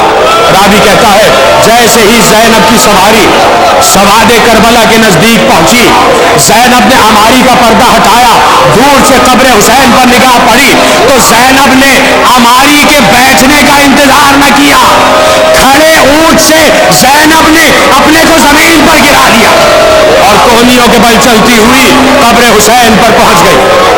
پہنچنے کے بعد دریائے فرات کنارے پہنچی, دونوں بہنوں نے چلوں میں پانی جمع کیا اور چلوں میں پانی جمع کرنے کے بعد قبر حسین پر لا کر چھڑکا اور چھڑک کر کہا اے کربلا کے پیاسے, آج بہن کے ہاتھ سے پانی پی لے. یہ ہے زینب جس نے کربلا میں بھی حسین پر گریہ کیا. چل دی زینب, کربلا سے ماتم کر کے مدینے کی طرف چل دی. سن رہے ہو نا مستقل مصائب کہ کیا گزر رہی تھی زینب پر. پہنچ گئی زینب قبر رسول پر, رسول کی قبر پر حسین کا خون بھرا کرتا ڈال دیا. مدینے میں کوہرام برپا تھا, محشر برپا تھا, حشر کا عالم تھا. جوان خاک مدینہ اٹھا اٹھا کر اپنے سروں پر ڈال رہے تھے کہ ہائے حسین نہ رہے, ہائے حسین نہ رہے. زینب نے ہر مصیبت نانا سے بیان کر دی. نانا تمہیں پتا ہے تمہارے بھرے پورے گھر کو 2 پہر میں ظالموں نے لوٹ لیا. نانا حسین کے گلے پر چھری چلا دی گئی, نانا علی اکبر بھی مار دیا گیا, نانا ہمارے خیموں میں آگ لگا دی گئی. لیکن خدا کی قسم جناب فضا کہتی ہے کہ زینب نے ہر مصیبت بیان کی, نانا کی قبر پر ہر مصیبت بیان کی, لیکن اپنے اوپر گزرا ہوا کوئی مصائب بیان نہ کیا. لیکن جیسے ہی شام آئی ایک بار زینب نے امام وقت سید سجاد سے کہا اے امام وقت اجازت ہے کہ یہ اجڑی ہوئی بیٹی اپنی ماں کی قبر پہ چلی جائے. سید سجاد نے سواری کا انتظام کیا, پردے کا انتظام کیا. زینب چلی, ام کلثوم چلی, فضا چلی, قناتوں کے پردے کے سائے میں چلی. جیسے ہی زینب کی نگاہ قبر سیدہ پر پڑی, زینب نے اپنے کو ماں کی قبر پر گرا دیا اور جتنے مصائب رکے ہوئے تھے ایک بار قبر پر گراتے ہی اپنے شانوں سے چادر کو ہٹایا اور اب کہا اماں میرے بازوؤں میں رسیاں باندھی گئی, اماں میری پشت پر تازیانے مارے گئے. زینب نے مصائب بیان کر دیے. بس آخری جملہ ہے تقریر کا میرے عزیزوں, جیسے چاہنا یہ جملہ سن لینا, لیکن میں چاہتا ہوں آپ کی آوازیں بلند ہو جائیں. جب زینب شام میں مجلس برپا کر رہی تھی نا, اور جب شہداء کے سر آنا شروع ہوئے تو ہر بیوی نے اپنے اپنے وارث کا سر اپنی گود میں لے لیا. زینب آگے بڑھی, حسین کا سر گود میں لے لیا اور پھر زینب نے مصائب پڑھنا شروع کیے. شام کی عورتوں میں سے ایک عورت نے دیکھا کہ ایک جانب 2 ننھے سر رکھے ہوئے لیکن وہ بالکل الگ رکھے ہوئے ہیں، ان پر رونے والا کوئی نہیں ہے۔ ان عورتوں نے ایک دوسرے سے پوچھا ارے کیا ان بچوں کی ماں مر چکی ہے؟ ان بچوں پر گریہ کرنے والا کوئی نہیں ہے؟ تو فضہ نے روتے ہوئے کہا یہ میری آقا زادی زینب کے بچے ہیں، ارے میری آقا زادی حسین پر رو رہی ہے۔ زینب اپنے بچوں کو بھولی رہی، کہیں بھی زینب اون محمد پر نہ روئی، اون محمد پر نہ گریہ کیا۔ وہ زینب جو کربلا سے کوفے، کوفے سے شام اور شام سے پھر کربلا، کربلا سے پھر مدینے، اب تک اون محمد کو نہ روئی تھی۔ ایک بار عبداللہ ابن جعفر آئے، سید سجاد سے کہا اے امام وقت کیا آپ کی پھوپھی گھر نہیں آئیں گی؟ میں کچھ باتیں ان سے پوچھنا چاہتا ہوں، آپ ان کو اذن دیں تاکہ وہ گھر آ جائیں۔ سید سجاد نے کہا پھوپھی عبداللہ ابن جعفر آئے ہیں، تھوڑی دیر کے لیے گھر چلی جائیے۔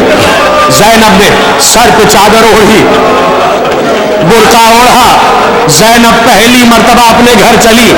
جیسے ہی گھر کا دروازہ کھلا، وہ زینب جو اب تک نہ روئی تھی، جیسے ہی آخری جملہ تقریر کا، جیسے ہی محمد کے حجروں پہ نگاہ پڑی، زینب نے باہیں پھیلائی، آ جاؤ محمد، یہ زینب آ گئی، تم پر جی بھول کے رو نہ سکی، تم پر جی بھر کے گریہ نہ کر سکی۔ ہائے حسین،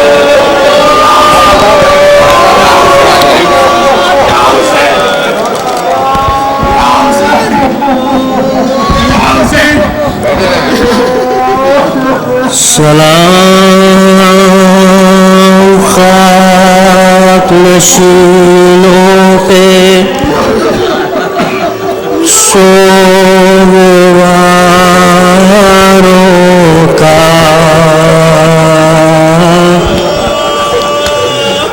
غریب دیتے ہیں پرسا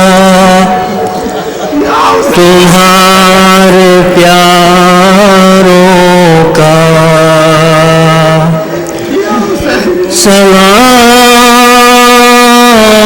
سلام پر جنہیں شرم کھائے جاتی ہے، کھلے سروں پہ اسیر کی خاک آتی ہے،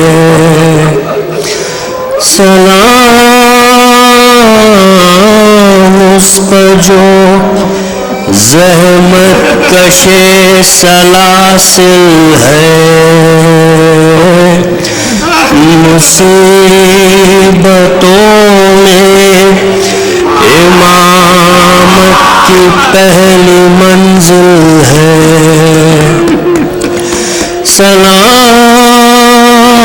سلام بھیجتے ہیں اپنی شاہزادی پر کہ جس کو سونپ گئے مرتے وقت گھر سرور، حسین ہو کے جسے شامیوں کے نرغے میں حسینیت ہے سکھانا علی کے لہجے میں، مسافرت میں جسے بے بسی دکھلائی، نثار کر دیے بچے نہ بچ سکا بھائی، سکینہ بیوی تمہارے غلام حاضر ہے، مجھے جو پیاس تو اشکوں کے جام حاضر ہے، یہ سوم یہ حشر یہ صدمے نئے نئے بیوی، کہاں پہ بیٹھی ہو جل گئے بیوی پہاڑ رات بڑی دیر ہے سویرے میں کہاں ہو شام غریباں کے گھٹ اندھیرے میں زمین گرم یتیمی کی سختیاں بیوی وہ سینہ جس پہ سوتی تھی اب کہاں بیوی جناب مادر بے شیر کو بھی سب کا سلام عجیب وقت ہے کیا دے تسلیوں کا پیام ابھی کلیج میں ایک آگ سی لگی ہوگی ابھی تو گود کی گرمی نہ کم ہوئی ہوگی نہیں اندھیرے میں کچھ سوجھتا کہاں ڈھونڈے تمہارا چاند کہاں چھپ گیا کہاں ڈھونڈے نہ اس طرح کوئی کھیتی ہری بھری جڑی تمہاری مانگ بھی جڑی ہے ہوک بھی جڑی لینوں میں انسان کوئی خدا حافظ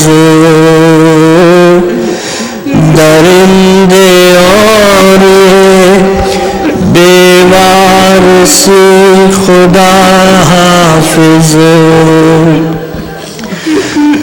بچے تو اگلے برس ہم اور غم پھر ہے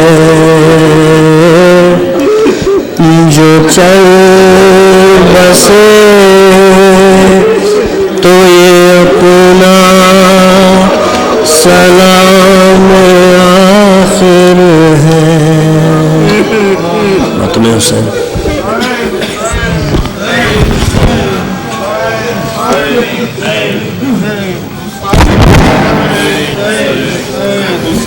حسین حسین حسین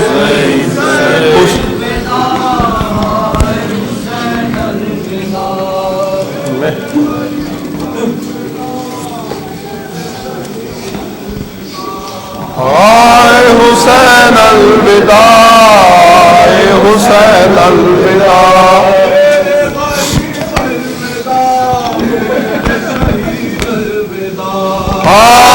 حسین الوداع حسین الوداع میرے غریب الوداع میرے شہید الوداع حسین الوداع حسین الوداع میرے غریب الوداع میرے شہید الوداع حسین الوداع حسین الوداع میرے غریب الوداع میرے شہید الوداع حسین الوداع حسین الوداع میرے غریب الوداع میرے شہید الوداع حسین الوداع حسین الوداع میرے غریب الوداع میرے شہید الوداع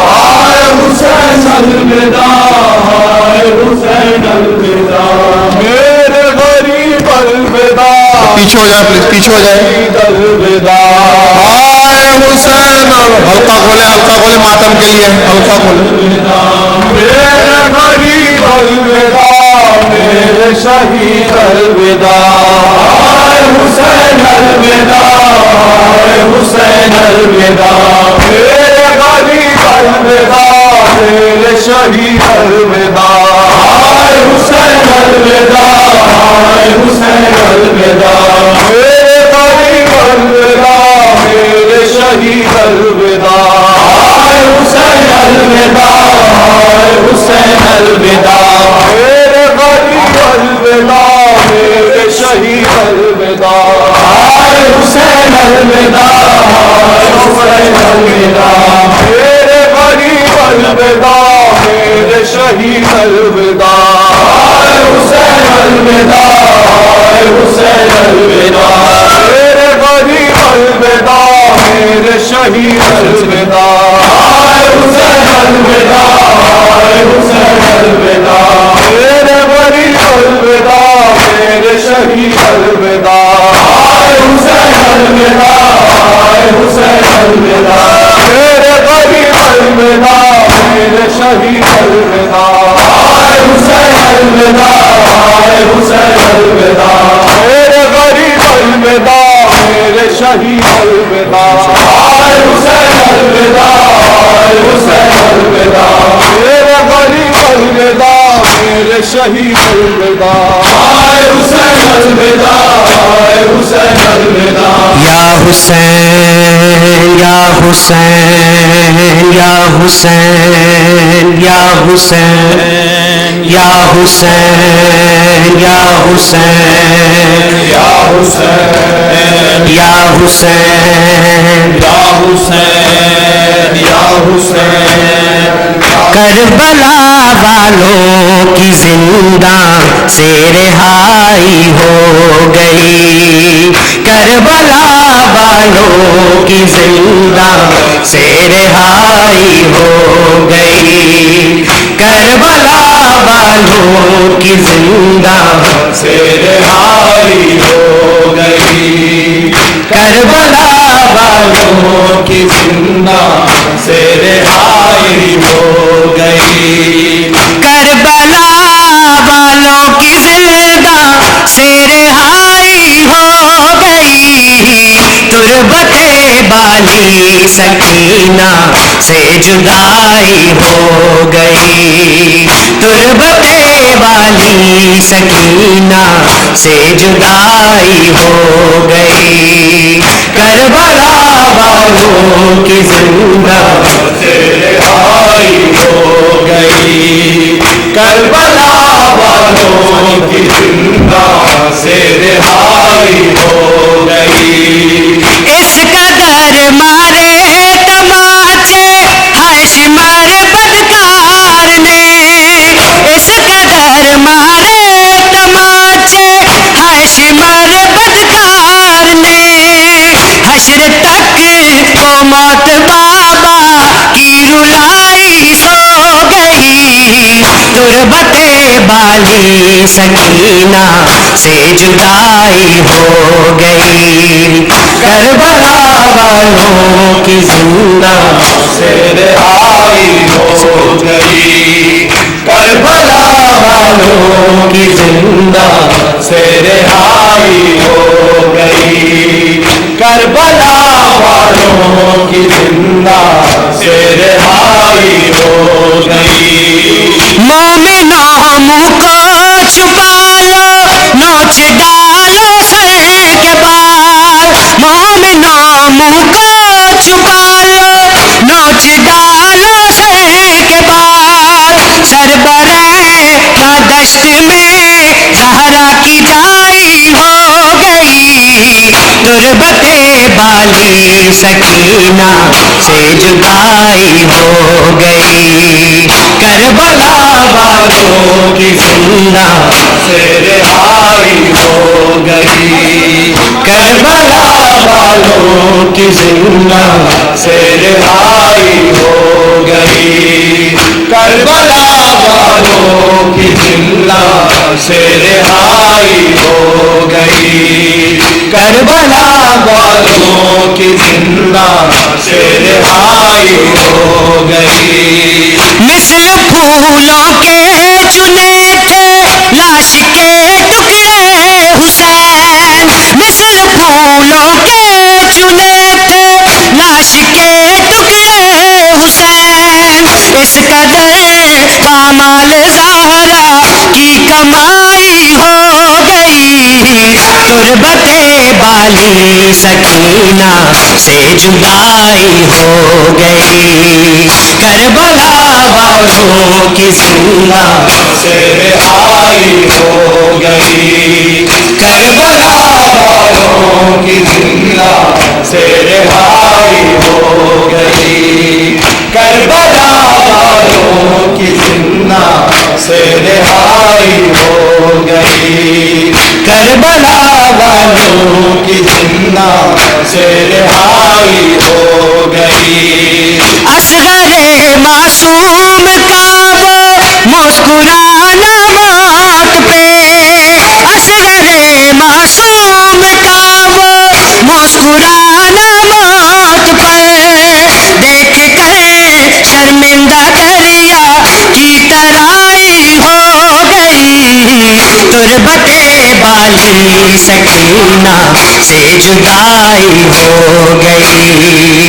کربلا والوں کی زندہ سے رہائی ہو گئی. کربلا والوں کی زندہ سے رہائی ہو گئی. کربلا والوں کی زندہ سے رہائی ہو گئی. کربلا والوں کی زندہ سے رہائی ہو گئی. سرکتا گلزار جب مشکل کشا کے لال کا. سرکتا گلزار جب مشکل کشا کے لال کا. تا قیامت دین کی مشکل کشائی ہو گئی. تربت بالی سکینہ سے جدائی ہو گئی. کربلا والوں کی زندہ سے رہائی ہو گئی. کربلا والوں کی زندہ سے رہائی ہو گئی. حسین حسین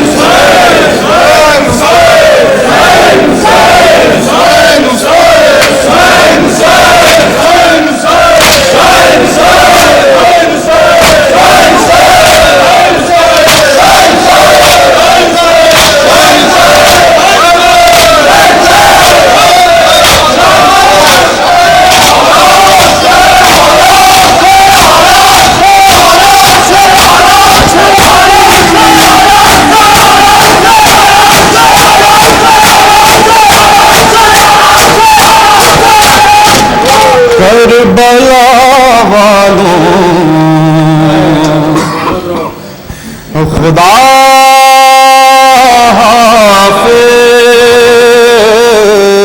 حافظ. خدا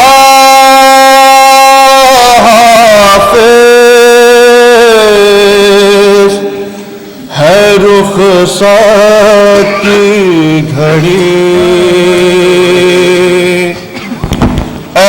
کربلا والوں خدا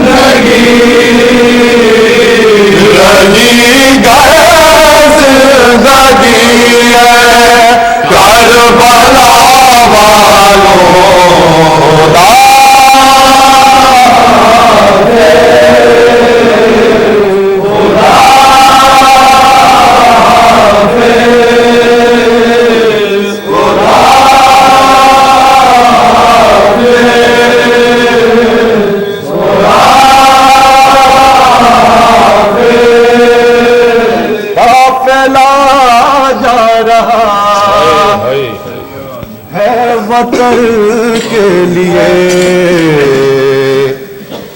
کربلا میں قیامت کا شور ہے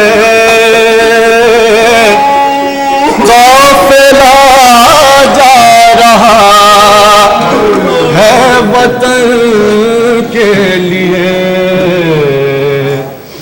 کوئی روتی ہے اپنے جوان لال کو رو رہی ہے کوئی سخن کے لیے قافلہ جا رہا ہے وطن کے لیے قافلہ جا رہا ہے وطن کے لیے قصر ظالم کبھی قید خانہ کبھی نوک نیزہ کبھی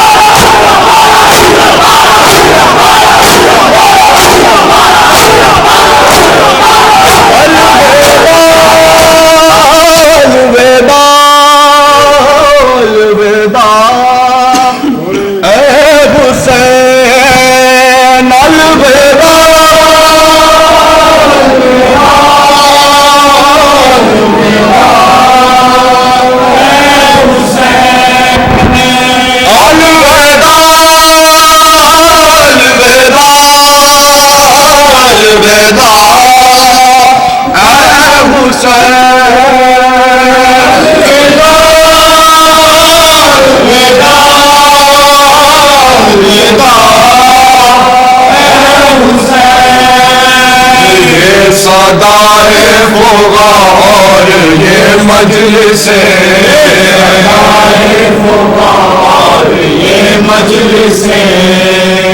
ماتم و نوح اور غم کی یہ زینتیں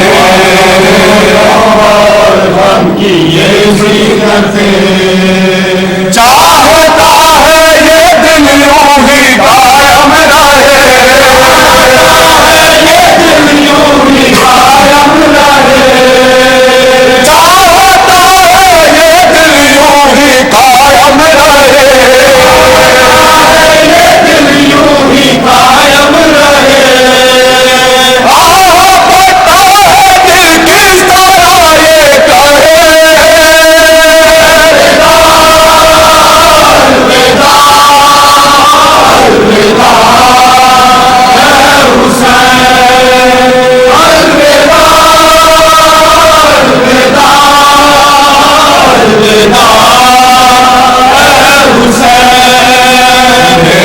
مہمان ہے آخری سلام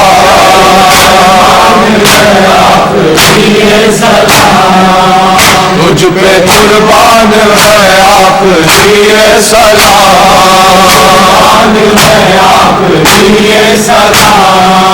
شاہ کی شان ہے آخری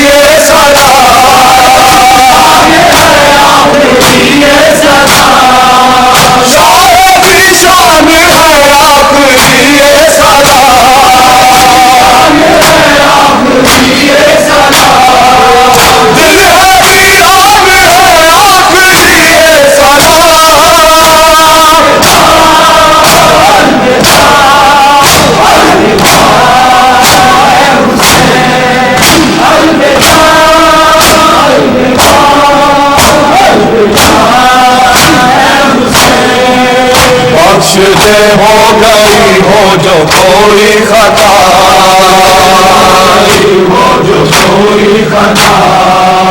حق خدمت نہ ہم سے ادا ہو سکا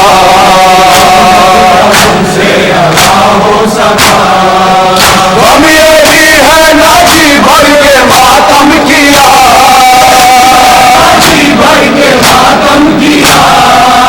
ہم یہی ہے نہ جی بھر کے ماتم کیا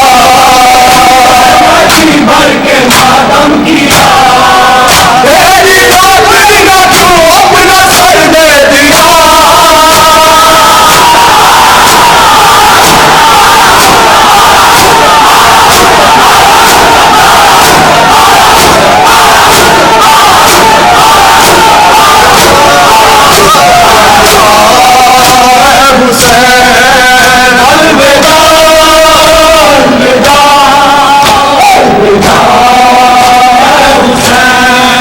کر جیے سال بھر پھر کریں گے یہ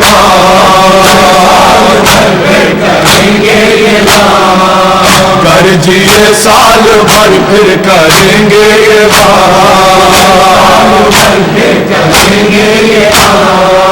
روئیں گے پھر تیرے غم میں مل کر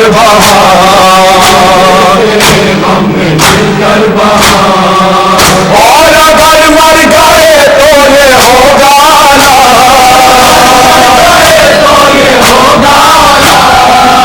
اور اگر مر گئے تو یہ ہوگا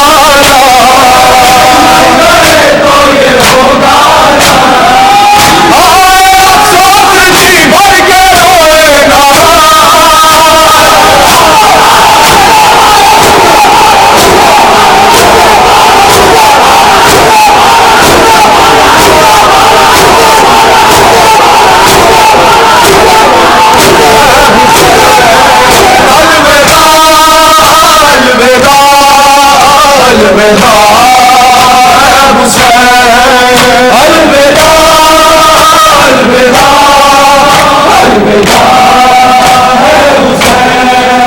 الوداع ہے حسین حسین الوداع अलविदा है हुसैन अलविदा,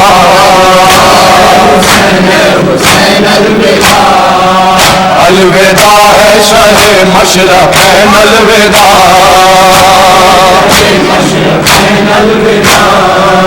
बिन्ते अहमद के नूर ऐन अलविदा,